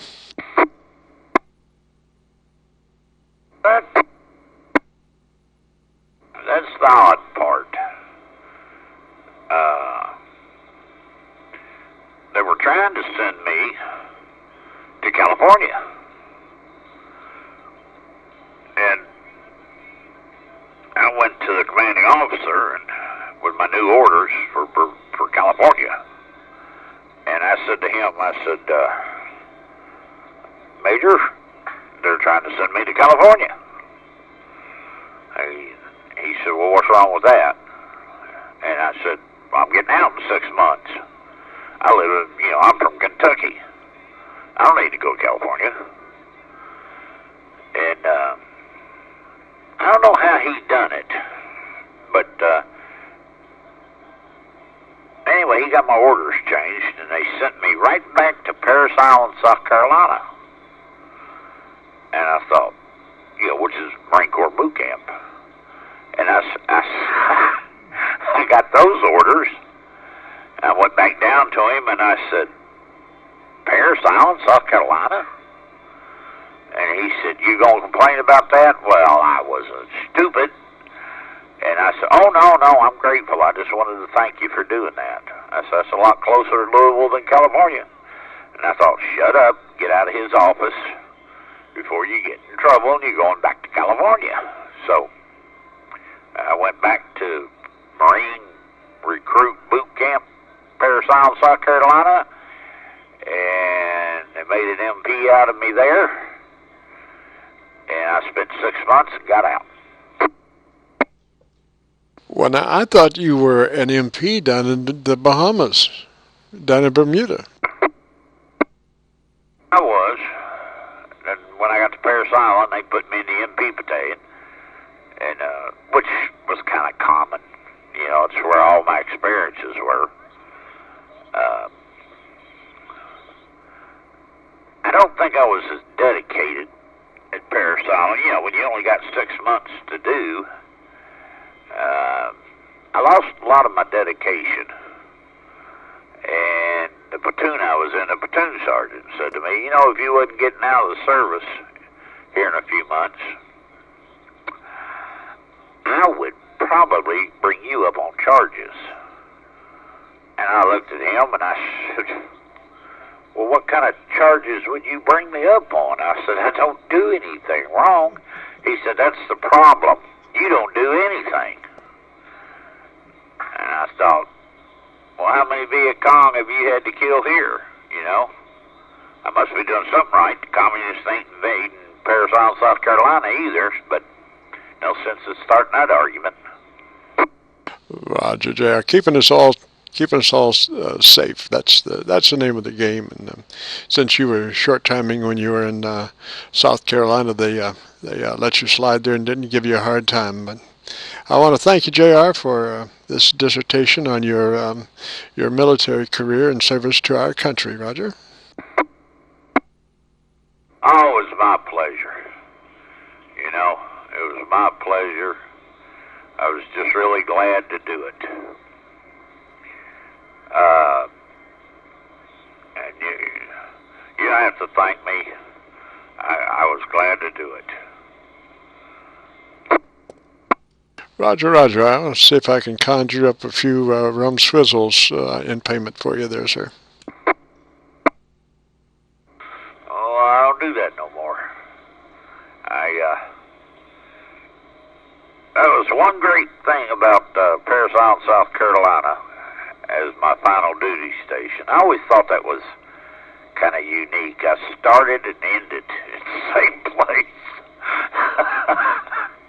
But I sobered up while I was at Parris Island. I did kind of like that. I'm speechless on that one, man. I'm glad that you saw the light of day there, sir, and mended your ways and became a dedicated amateur radio operator. After that, went on to serve the country in radio communications.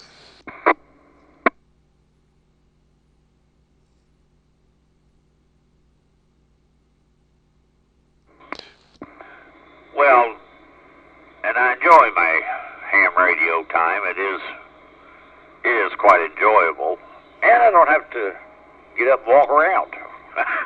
Got everything I need right here, so this is not bad. This is not bad at all. Roger. Well, we've enjoyed your career on the radio Qso for this time, and we'll be checking with you later, JR.